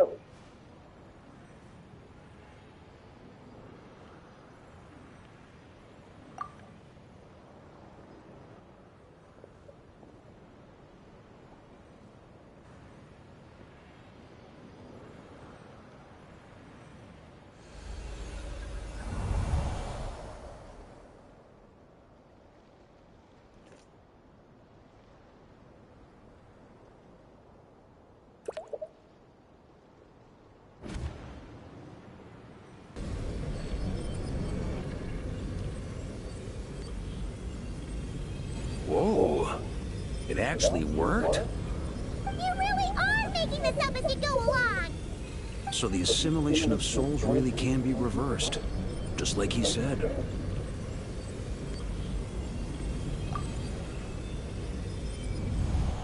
If what you say is true, the monsters I've slain, the justice I have sought to uphold,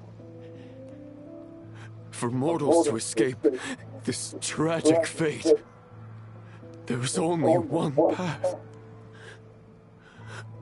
A great and ancient kingdom was wrongfully cursed, turning its inhabitants into monsters. The code of chivalry tolerates not such injustice. If Abyss be thy name, I pledge to you my loyalty. And that is where the blood-stained knight's tale came to an end. With that, he bade his humanity farewell. I dare say you must find it quite ironic, Knight of Boreas. That I... Dainsleif? No. Bore a striking resemblance, but that wasn't him. While we gazed into the past, he was gazing right back at us. Could it be? So that's what happened. After leaving Mondstadt and wandering the land, Roland ventured underground and saw a revelation from the Visionary. Once he had learned of Conria's fate, he saw the gods' judgment as the greatest injustice. So he surrendered himself to the Abyss, giving them his knowledge, his power, his everything. That's why the Abyss can replicate him. Uh-oh. Does this mean we have to take on the Visionary this time?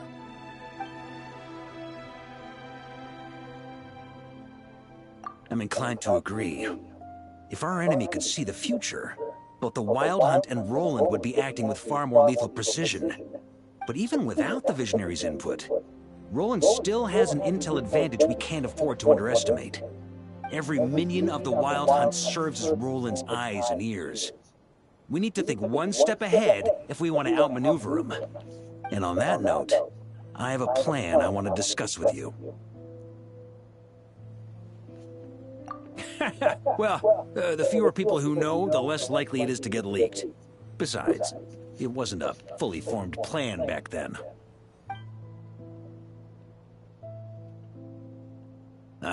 That about covers it. Sorry to ask so much of you again. No plan is free of risks. At least this one actually gives us a shot at fully eliminating the danger posed by this ancient god. Surely that's got to make the risk worth taking. If I fail, Anselm and Albedo can take the reins. Not to mention we still have Jean in Mondstadt. Oh, there has to be another way! Like a backup plan? If only there were. But I don't think our enemy will give us enough time to find one. Hey! Are you guys done here yet? Ah, Yehoda! Yes, we've successfully retrieved the Wolf Spirit fragment here. Any progress with Fragment 3? Nope. It's a total disaster! More Wild Hunt monsters than I've seen in my whole life! We need backup urgently! Come quick! Come on, we're out of time. You'll just have to trust me on this one.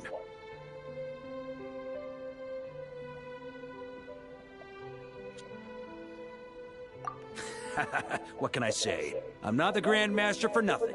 I'm counting on you, Honorary Knight.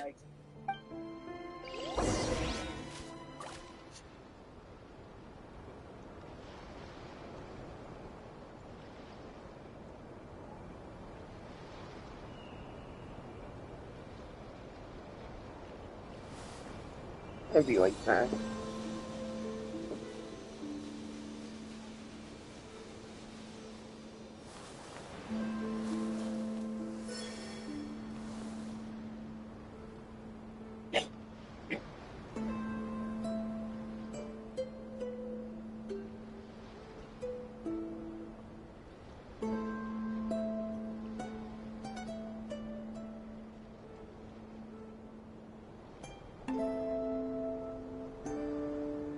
The whole world shares the bounty of the skies, the rain and clouds that grace the earth beneath.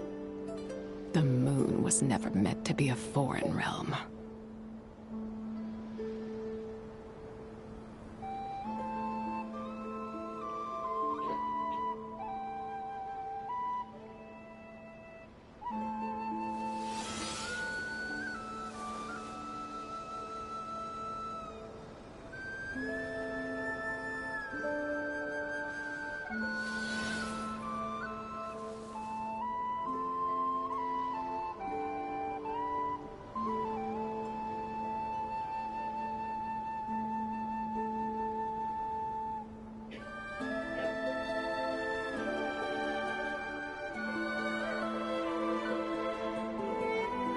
Mathematics is the foundation of all things.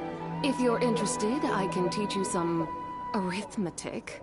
First, hold out both your hands. We'll start with the 10 fingers.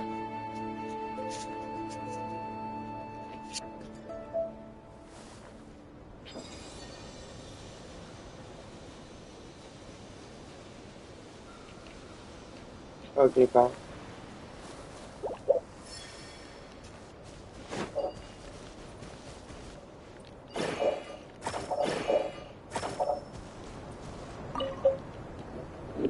Fill me in. What's the situation? We ran into resistance almost as soon as we set off. Albedo said we should split into 2 teams and continue searching while he and the others kept the Wild Hunt occupied. Good call. Locating the Wolf Spirit fragment is our key objective. I would have made the same decision. Well, it seems the enemy figured as much too. Now, both search teams are in big trouble. Oh, I brought a map. This should make things clearer. Before we ran into trouble, this is the search area we decided on. The 2 teams are holed up here and here. They should have a clear idea of the fragment's location by now. But the Wild Hunt is stopping them from relaying messages back, right?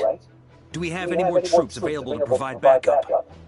We can't spare troops from any of the fronts right now. That just leaves us with, The logistics company is standing by. Hanefa! Designated drop point reached. Initiating situation report. The logistics company was assisting Aino with the production of the strategic reserve. But after learning of the situation on the front line, they requested to be dispatched immediately. They are currently nearby awaiting orders. Amazing. Just in the nick of time. Hey, seeing as you can fly and all, shouldn't you be the one out here delivering messages? I regret to say that without the workshop's catapult, and with my short-distance propulsion module on cooldown, I will only be able to return to the battlefield after another 5 minutes. Please, keep up the good work, Yehoda. The logistics company has very limited provisions, only enough for a single battle. Which team should they support? Both. Once one team has been rescued, the remaining forces will be free to support the other. We'll move out immediately. Yehoda, keep up the good work with the comms. Sure thing. Leave it to me.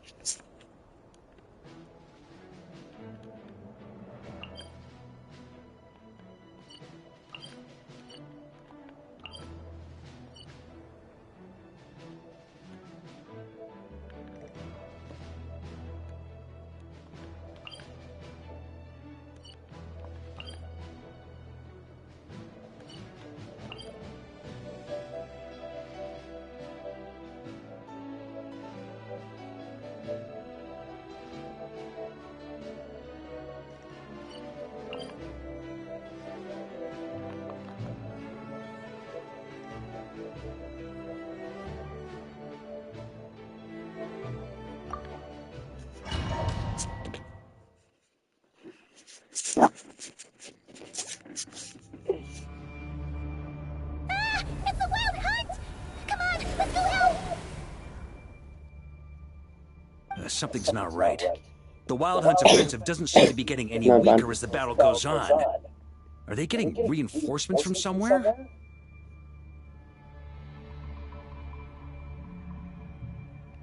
Don't get dragged into the enemy's rhythm. Logistics company, scout out the area. Look for terrain we can use to our advantage. Yes, sir.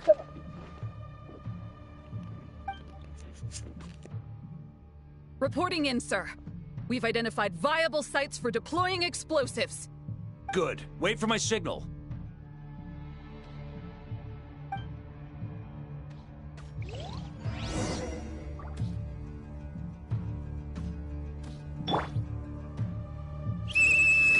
Logistics company, deploy!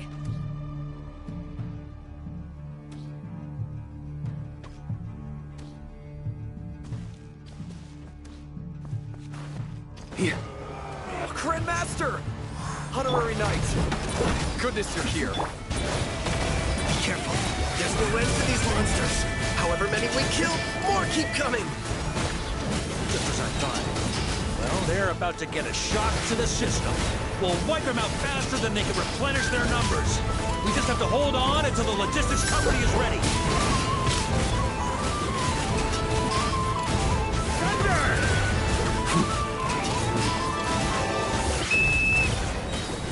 Is that the signal to say they're ready?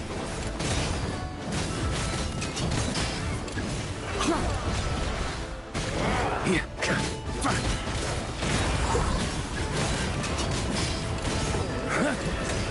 Up the ante! On me. Thunder! Flash! Burn!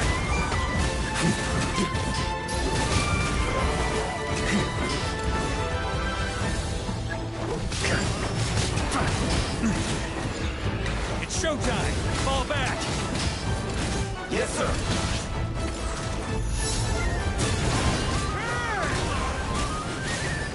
Up the ante!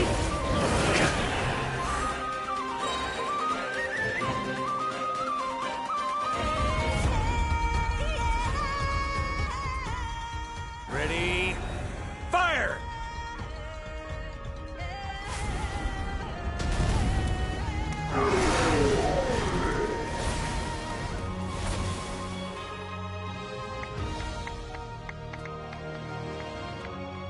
The enemy has sustained heavy casualties. Should be a while before they're strong enough to pose a real threat again. Use this time to catch your breath and fill me in on everything you've learned. Yes, sir. We've narrowed down the search area for the final fragment to this zone here. That's not exactly very narrow. We split the search area between us and the Retniki. Maybe they'll be able to narrow it down further? Either way, I was about to go lend them a hand next anyway. Do you think you guys can keep up? Absolutely. Good to go, Grandmaster. We've run right through our supplies. We'll stay here and deal with any wild hunt that tries to stage a comeback. Now that they've lost their numerical advantage, they're no match for us. Focus on supporting the other team.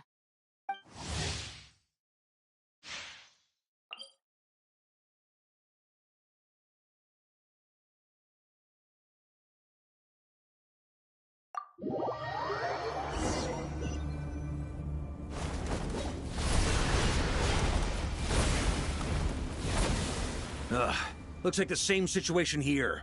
They just keep coming, wave after wave.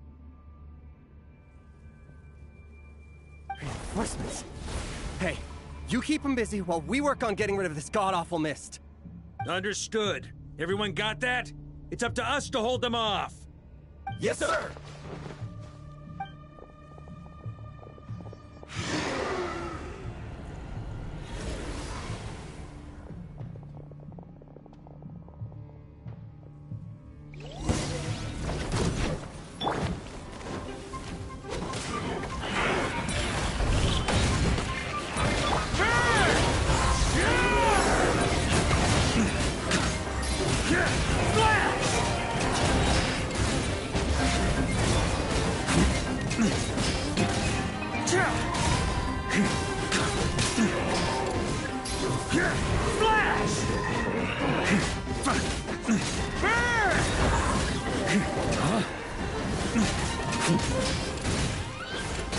On me.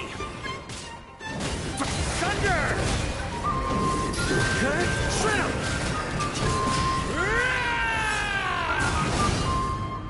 Hey, they're running out of steam.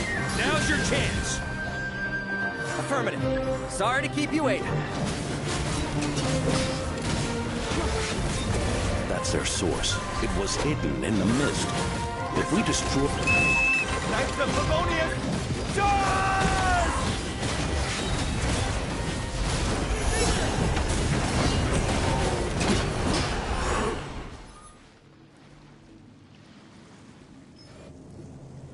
Ooh, I'm glad that's finally over.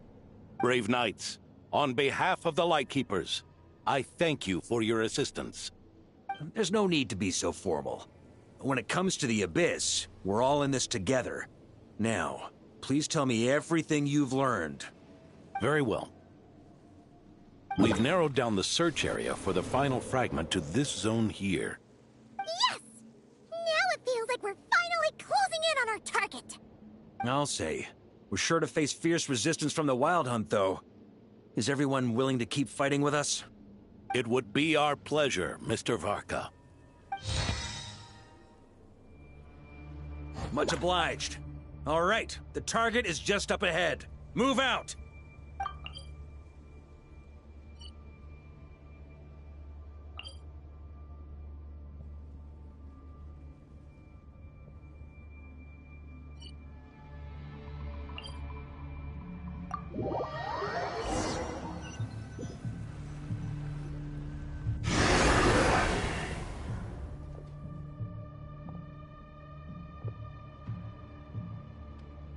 The hiding in the mist trick again. These guys must be easily amused. You all know the drill. The Knights of Favonius will engage the enemy while the Lightkeepers dispel the mist. Everyone, follow my signals. Yes, sir!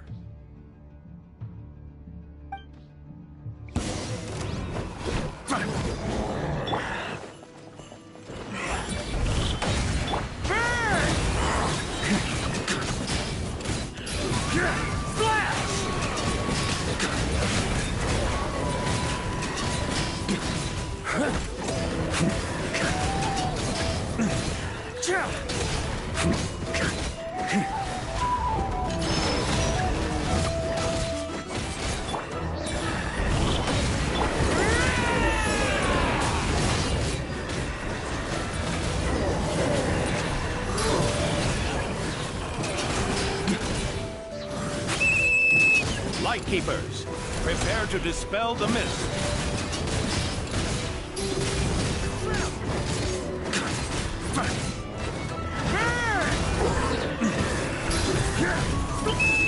I'm the Favonius! Charge!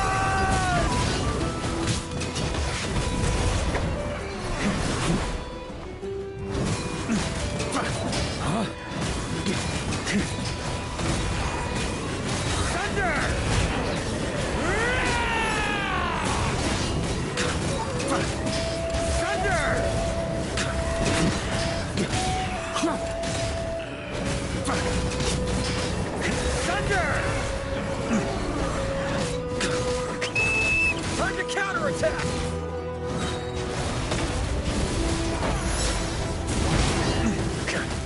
Up the ante!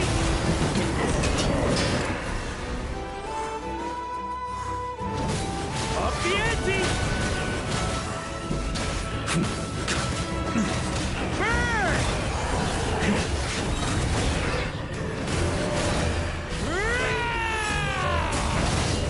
On me.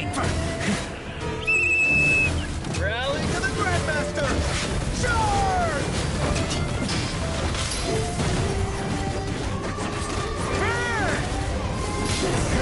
Trap!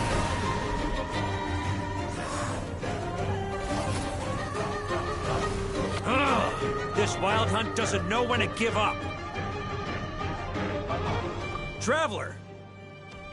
Mr. Varka, leave this to us. Just like last time. Only a Knight of Boreas can deal with a wolf spirit, right? Don't underestimate us, Grandmaster. We can hold our own. Ha, that's the spirit. Stay on your toes and make the Knights of Favonius proud. Either we all march back to Mondstadt together, or no one does.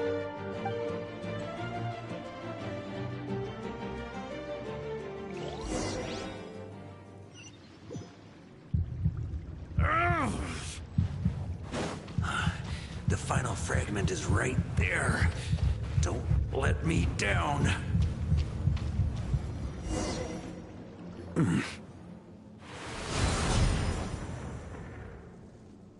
It seems you have collected them all, Knight of Boreas. Yeah, and with no corrupted fragments or ambushes along the way. I have to commend your chivalry, Sir Roland. A true knight does not resort to underhanded tactics. Were this body not a false one created by the Wild Hunt, nor would I countenance those monsters to taint our duel with their presence. If you need a moment to rest, take it. Victory will be mine, regardless of whether the path to it is the one I would wish for. Save your breath. If you want to fight, let's fight! As you wish. Then let us settle our unfinished duel, here and now.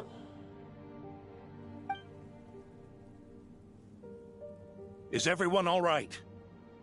My granny fights better than these rookies. It's Egbert I'm worried about. You still alive? For a moment there, I thought I might never taste the sweet wine of Mondstadt again. Hey, stay put, you guys. Leave the rest to us. Forget us. We can take care of ourselves. You're the only one still standing. Honorary Knight, find the Grand Master. We can't lose our Varka! Please! You have to find him!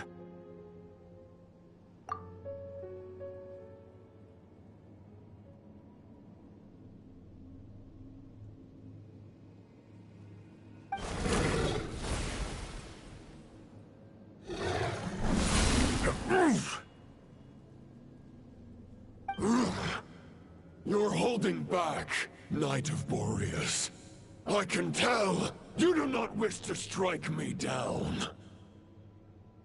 This duel does no justice to the way of chivalry.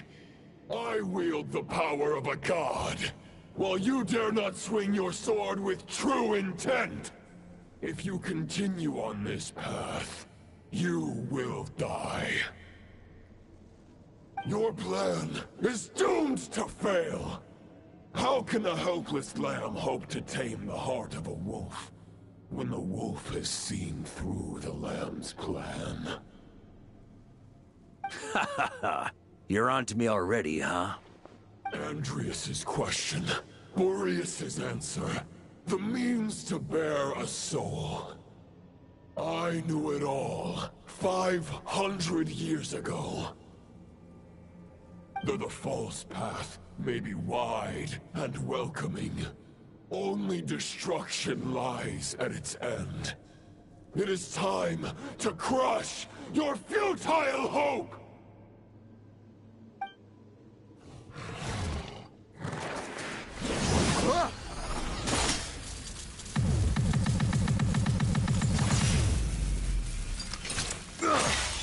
It's over.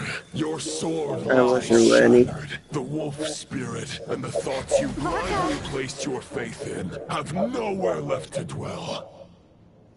Join me and pledge your allegiance to the Abyss, Knight of Boreas.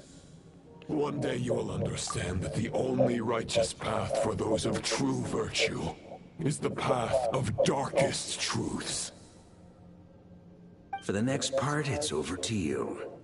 Outlander who caught the wind.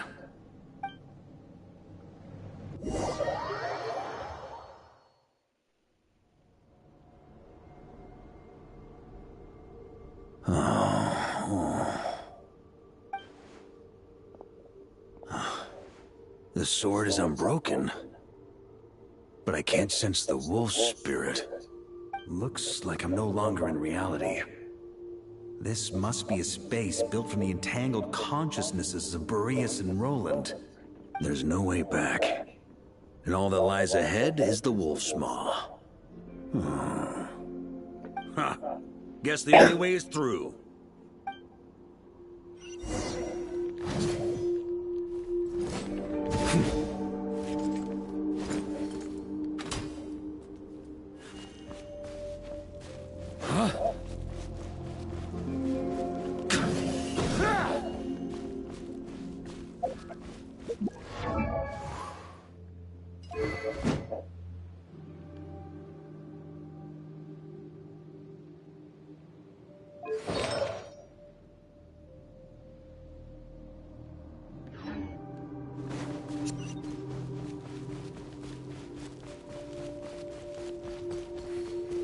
A Favonius sword? Who left this here? Lonely warrior. Take me to see him.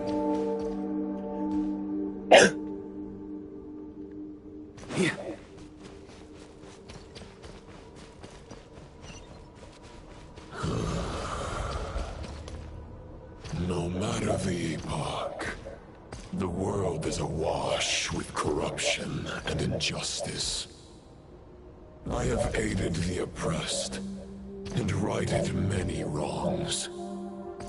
I have slain sinners and delinquents. I have slaughtered tyrants and demons.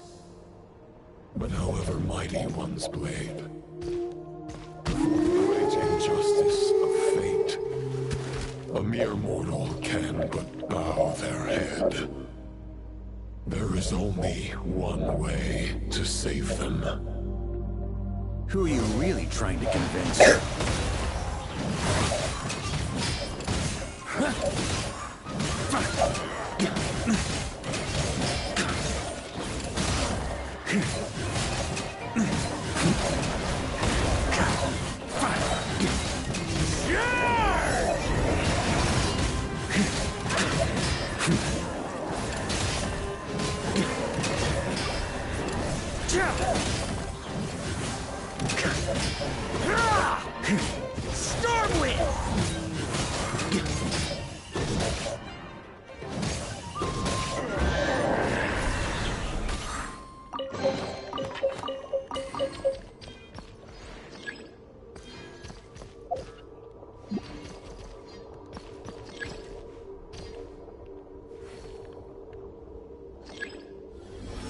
Is this the fairest shadow?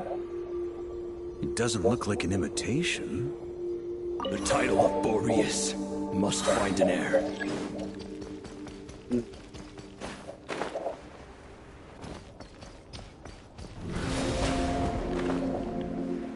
The scent that reeks of blood appears to be getting stronger.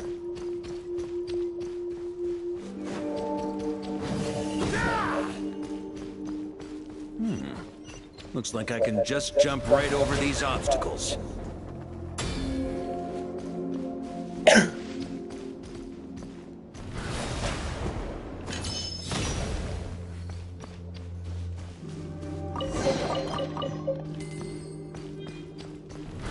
Try to keep up!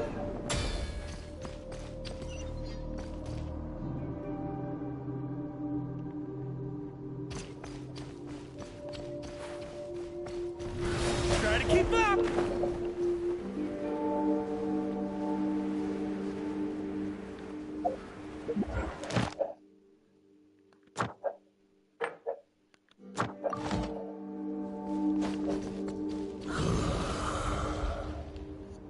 No matter the epoch, the world is awash with corruption and injustice.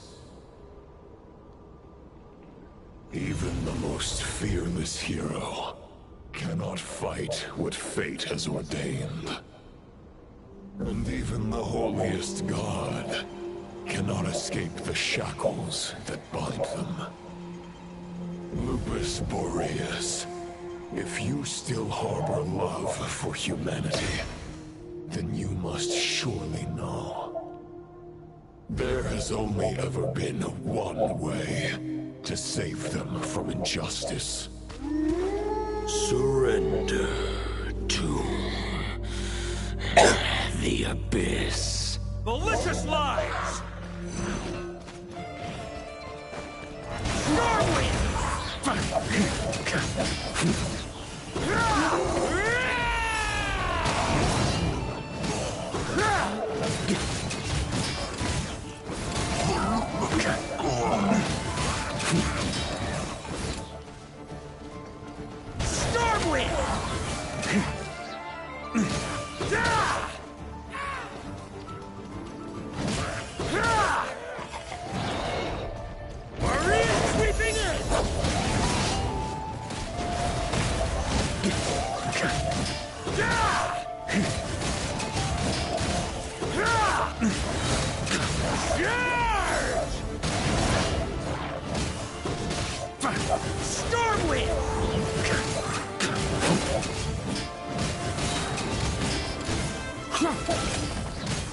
Maria sweeping in! Try to keep up!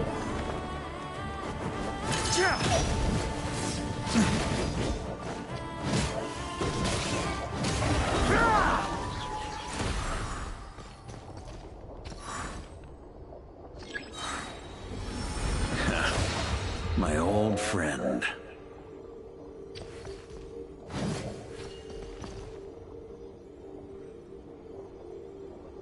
Maybe you turn that stone into that. This is not where your path ends. You must continue on.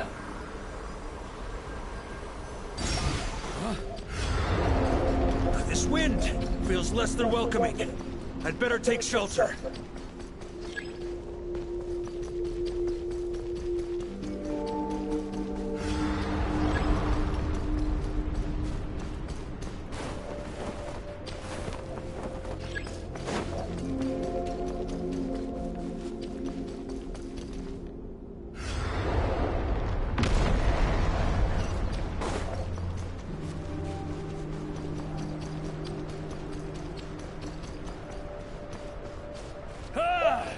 I can't hide from it! You must deliver it.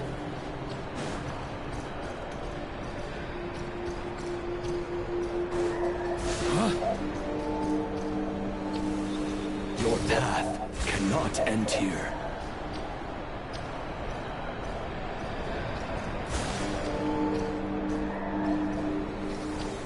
You draw near to the heart of the wolf.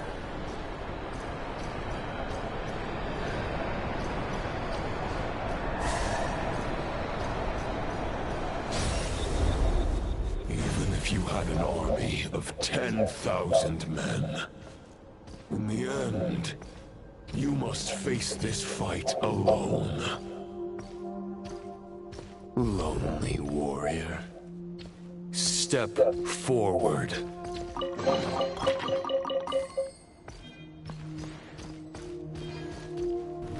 Try to keep up!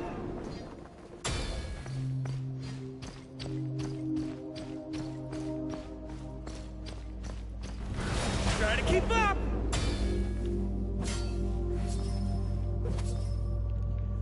Is this the heart of the wolf?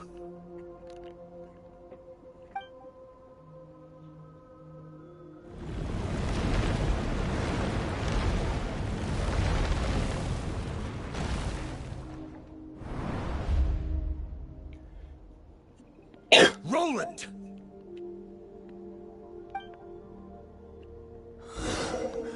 After countless bloody battles, trials, tribulations, and hardships, I, with my mortal flesh and blade, attained power to rival that of the gods.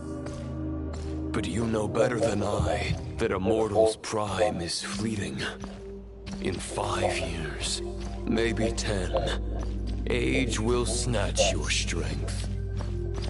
The power you take such pride in will fade to naught, disappearing like dust in the wind. Your fame will be as fleeting as firewood beneath the starry sky. Lit at dusk, dead by dawn. Utterly insignificant. Oh yeah? Be that as it may, the fires that burn down here blaze more brilliantly than the light of 1,000 stars.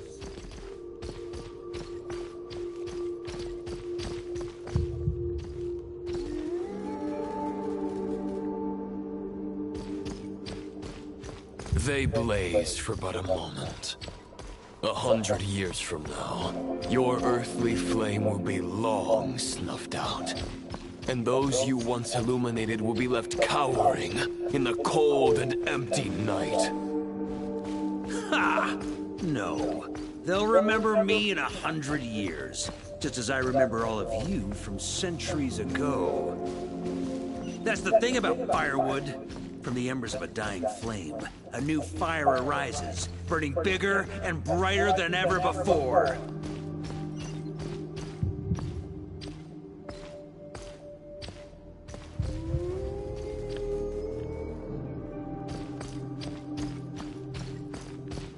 A knight's duty is to save others, not demand things from them. How can one call themselves a knight while placing their hopes in generations to come? Well, as long as I put an end to you here and now, I won't need to rely on anyone else. Now, show yourself, Roland! Put an end to me? Your body and mind are already at the limit of what they can bear. It is only a matter of time before they yield and crumble. But if this is your final request...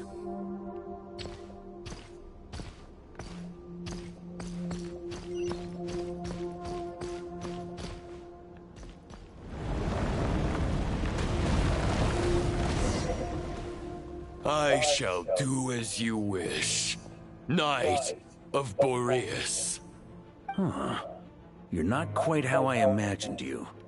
You don't seem half as crazed as the memories contained in the wolf spirit. Not once have I strayed from the righteous path. But when I look at you, I do not see a hero capable of slaying dragons.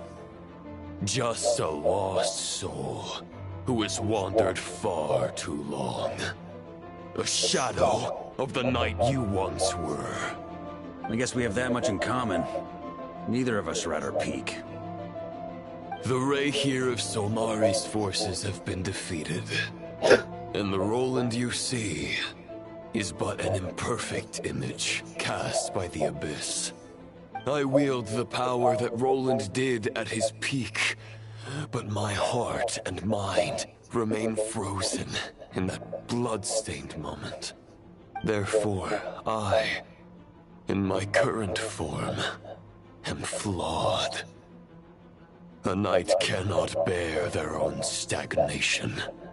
After redeeming you from injustice, and guiding your surrender to the abyss, I shall rectify myself, and continue to follow the knightly path. Huh. The world out there can bear no more of your torment. Your obsession, clearly, remains exactly as I had imagined. I suppose there's no chance to make you see the light. No words can make a knight doubt his convictions, no matter how noble they may sound. Neither of us will sway the other, but you have long known this truth. Otherwise, why would you pin all your hopes on Boreas' single thought? But now the blade that once housed the wolf spirit has been shattered, and all you hold is a phantom that bears its form. You no longer have the means to change the situation, and no one will come to your rescue. This place shall be your graveyard, lonely warrior. Huh. Maybe you're partly right. But I think I might just have a shot at a rescue. What do you mean? There's only one person's mind I need to change, and it isn't yours. Forgetting where we are? This is the heart of Andrias, god of the North Wind.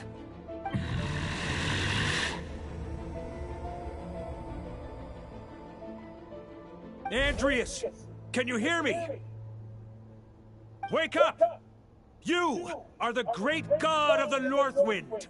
How long will you allow yourself to suffer the domination of the Abyss? If this is your final gambit, I am most disappointed, Knight of Boreas.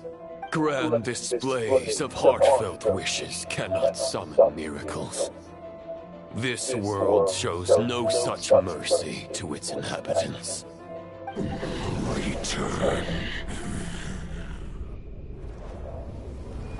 Return to the ley lines.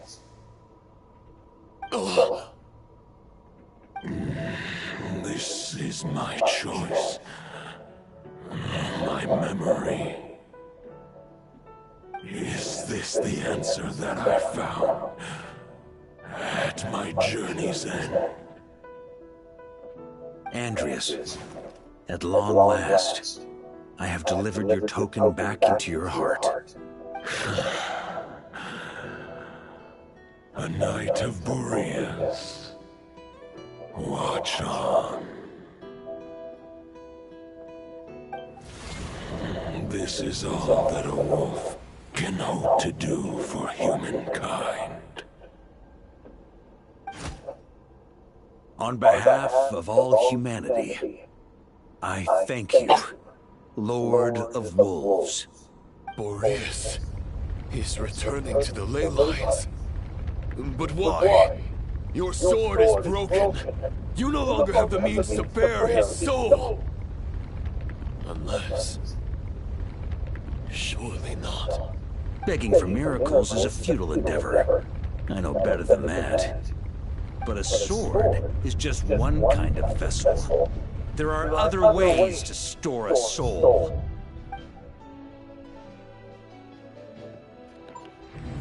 The Dominator of Wolves once bestowed the power of his soul upon his pack, strengthening their hearts and sharpening their claws and fangs.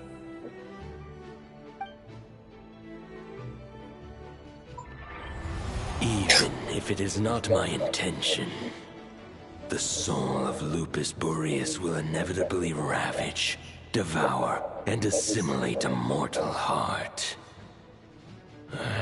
As if human and wolf were being forcefully merged into one being.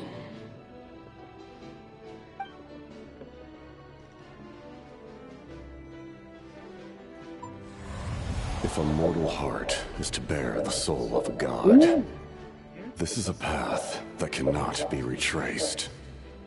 Yet, I shall not dissuade a knight from embarking on the quest of his own choosing. Your heart, your soul, they are collapsing. Now I see. You were wondering how a lamb could tame the heart of a wolf, isn't that right? Here's my answer. You get the wolf to swallow the heart. The wolf spirit within the sword was merely a decoy. The true thoughts and memories were carried within your heart.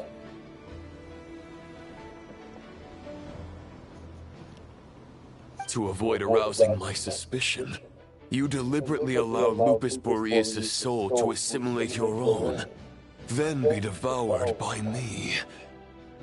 But how did you have the strength to fight while bearing such a great burden?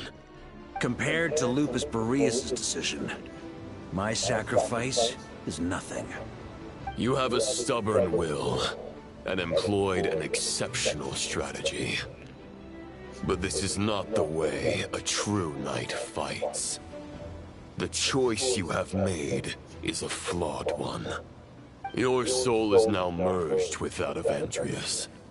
When he fully joins the ley lines, you too will fall.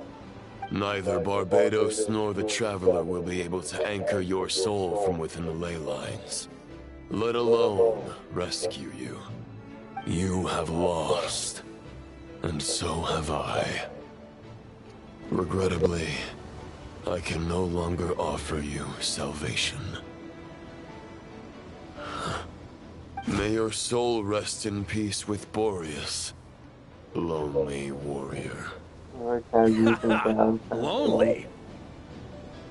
Sorry to disappoint you, but as much as it sounded like the perfect ending for both of us to return to the ley lines together, the fact is that, unlike the true Roland of the past, I still have fine wine and good friends to get back to. They're looking forward to my triumphant return. I'm not ready to accept my fate just yet. Ding dong! You've got mail!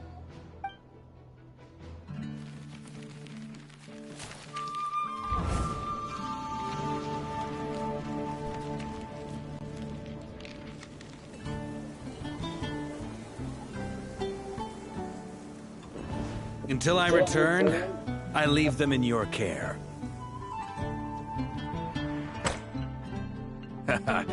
The Knights of Favonius will always welcome you.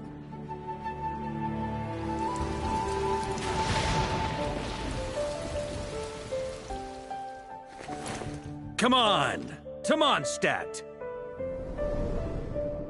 Dear Grandmaster. To Varka. To Varka. Family. No pig call.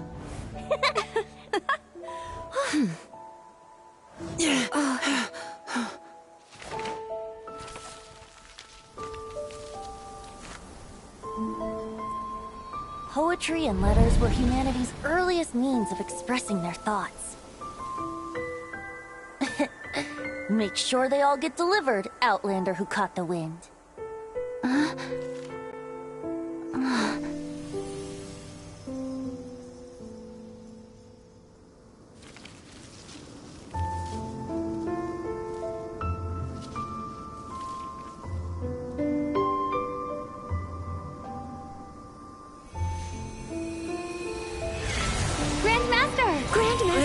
Grandmaster. Master. Varka. Uncle Varka! He's the right to us! For Varka.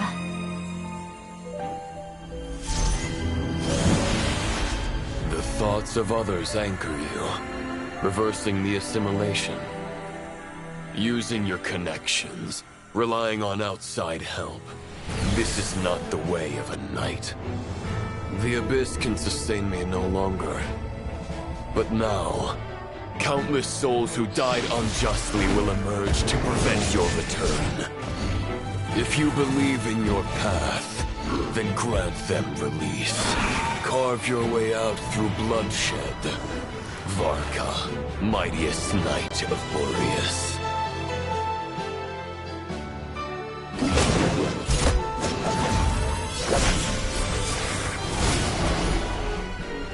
this is how it ends. Throw the plan out of the window. Fight my way to victory.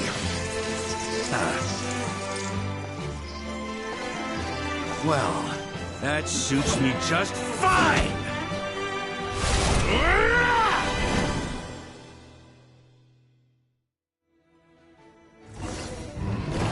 A knight is always true to their word. So please, keep your promise and return victorious. You are not alone. Right back at you, Barca. Too cocky. Maria sweeping in! Burn! Flash!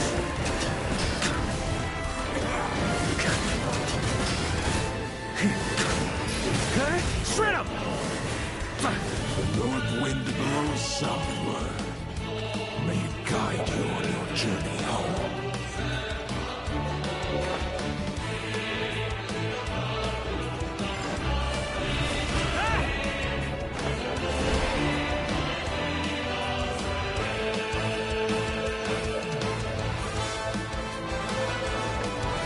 Try to keep up! Leave it all to me.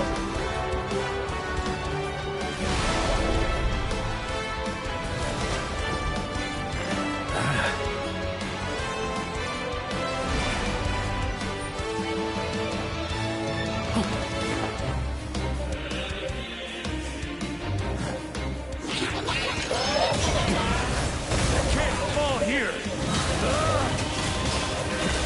There's an ice-cold drink with your name on it. Ready when you are.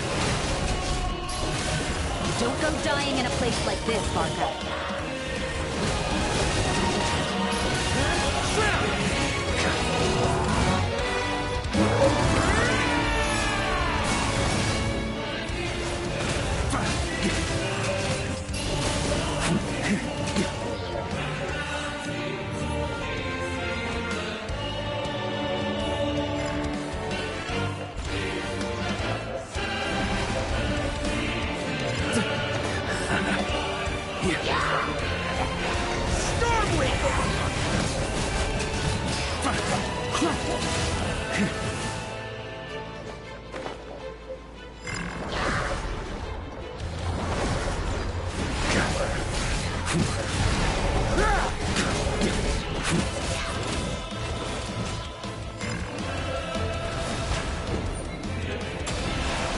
On me! Maria sweeping in!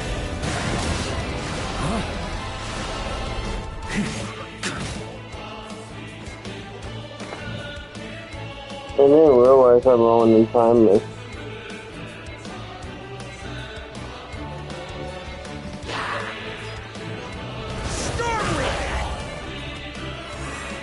Fly home to us, Grandmaster! You fucking piece of shit.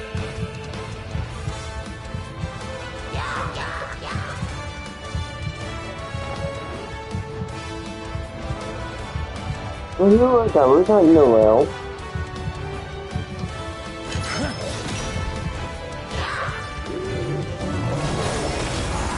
Spread your wings and soar toward a new dawn. Fate. Chosen. Barca.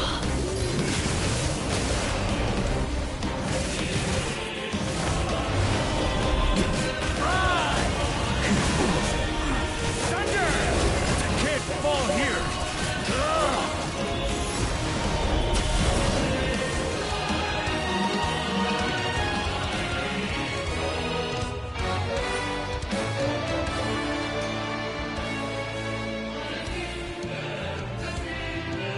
One final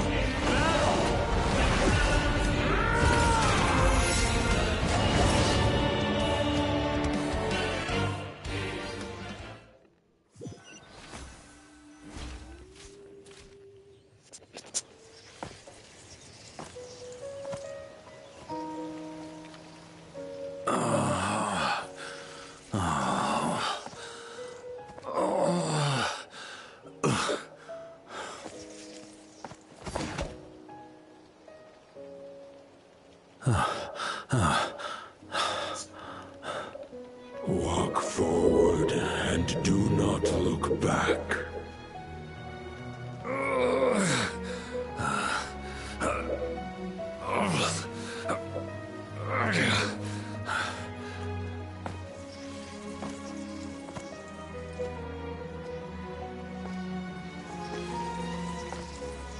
Varka, now I know the meaning of my name. After the lengths you've made everyone go for you, you'd better make sure to thank us all properly when you get back. You know, I have a lot of things to update you on, but they can wait until you're back. I have no intention of returning to the Knights of Favonius, but I trust you will find a way to manage on your own.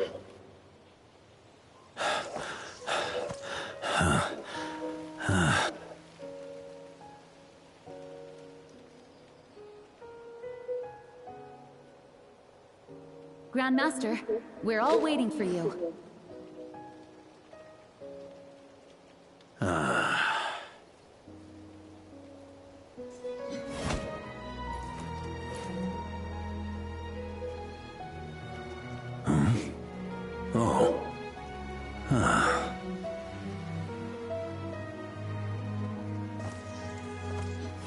I'm not doing too bad a job as Grandmaster, am I?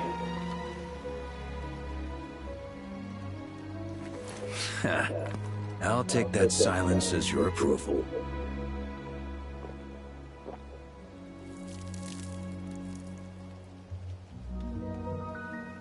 Everything you swore to protect with your lives, it's all still here, safe and sound. The Knights of Favonius, Mondstadt, and the oath sworn by every knight. I'll protect them all with my life. And so, I'll deliver that letter on your behalf.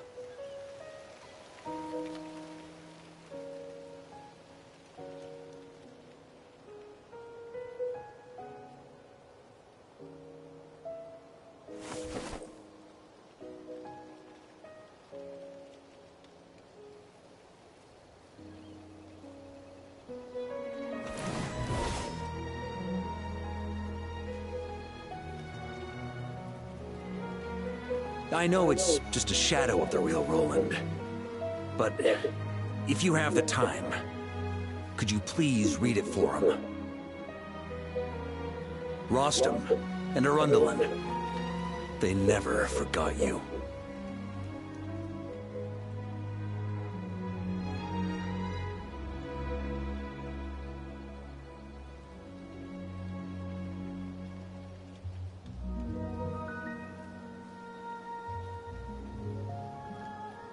Phew.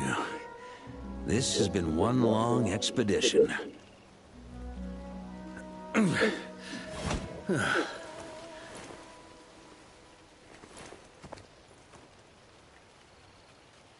From here on out, I think I'll let the wind lead.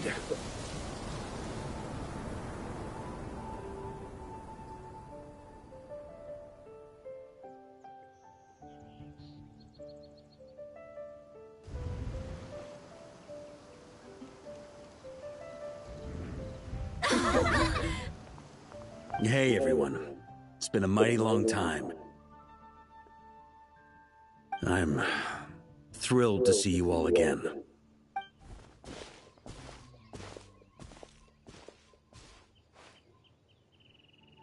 Welcome back, Grandmaster.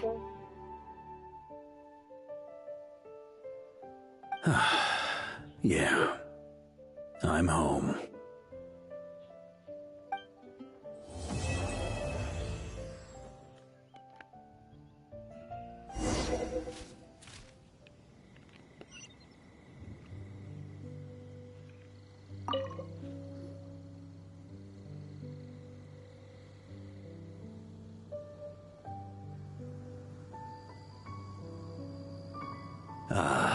It's been a while since I felt this wind on my face.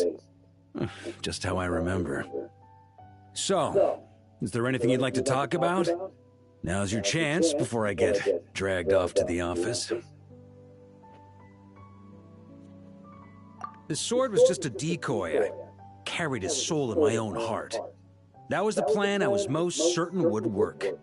The second half, though, using everyone's thoughts to guide me back out of the ley lines, I wasn't too sure that would work out. All jokes aside, what would you have done if the Traveler hadn't been able to separate the wolf spirit from Roland's influence? Initially, I was planning to have Barbatos carry out that step.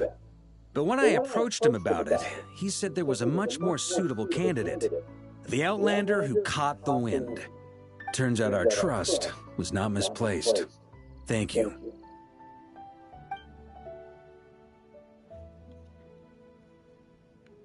Then, I guess we'd have had to get Barbatos to send a wind to blow me back home. But it would have come at a heavy price, and with no guarantee of success. Besides, I'd rather not have him expend that kind of power.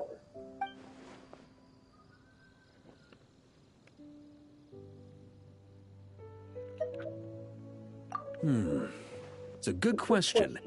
A glass of the finest dandelion wine, perhaps? No doubt I'd have to pay for it with a secret stash of cash in my office. You're dreaming if you think it would have come that cheap. It's been a while since I felt this wind on my face. Just how I remember. So, well, with the shadow of Roland vanquished, the Wild Hunt won't be able to consolidate their forces for the foreseeable future.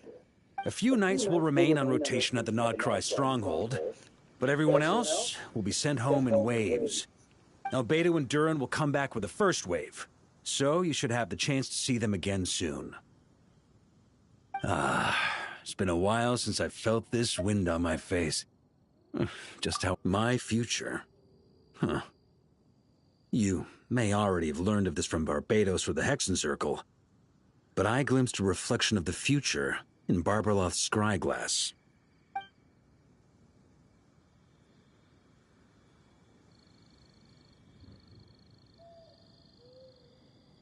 Correct. Although, as things stand now, I believe we may have changed the course of the future, thanks in no small part to you. Still, after I've tied up some loose ends with the Knights of Favonius, I'll need to make another trip back north. There's still a lot of work to be done at the Nodcry stronghold. Besides, the first group of knights who volunteered to stay there have yet to be relieved of their duty. How could I simply abandon them? Ah, how noble. But be honest, your main reason for going back to Nodcry is so you can dump all your work here on Jean again, isn't it? Wait, seriously?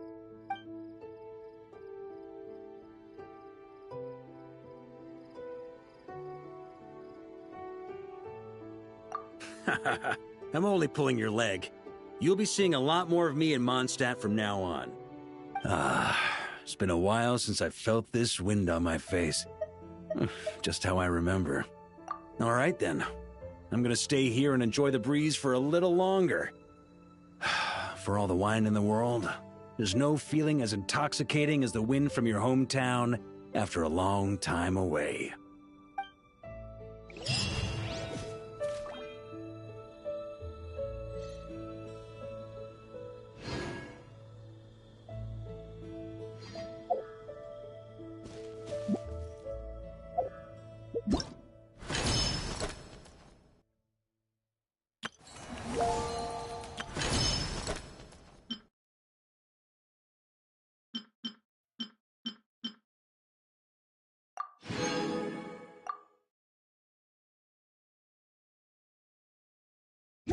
The whole world shares the bounty of the skies, the rain and clouds that grace the earth beneath.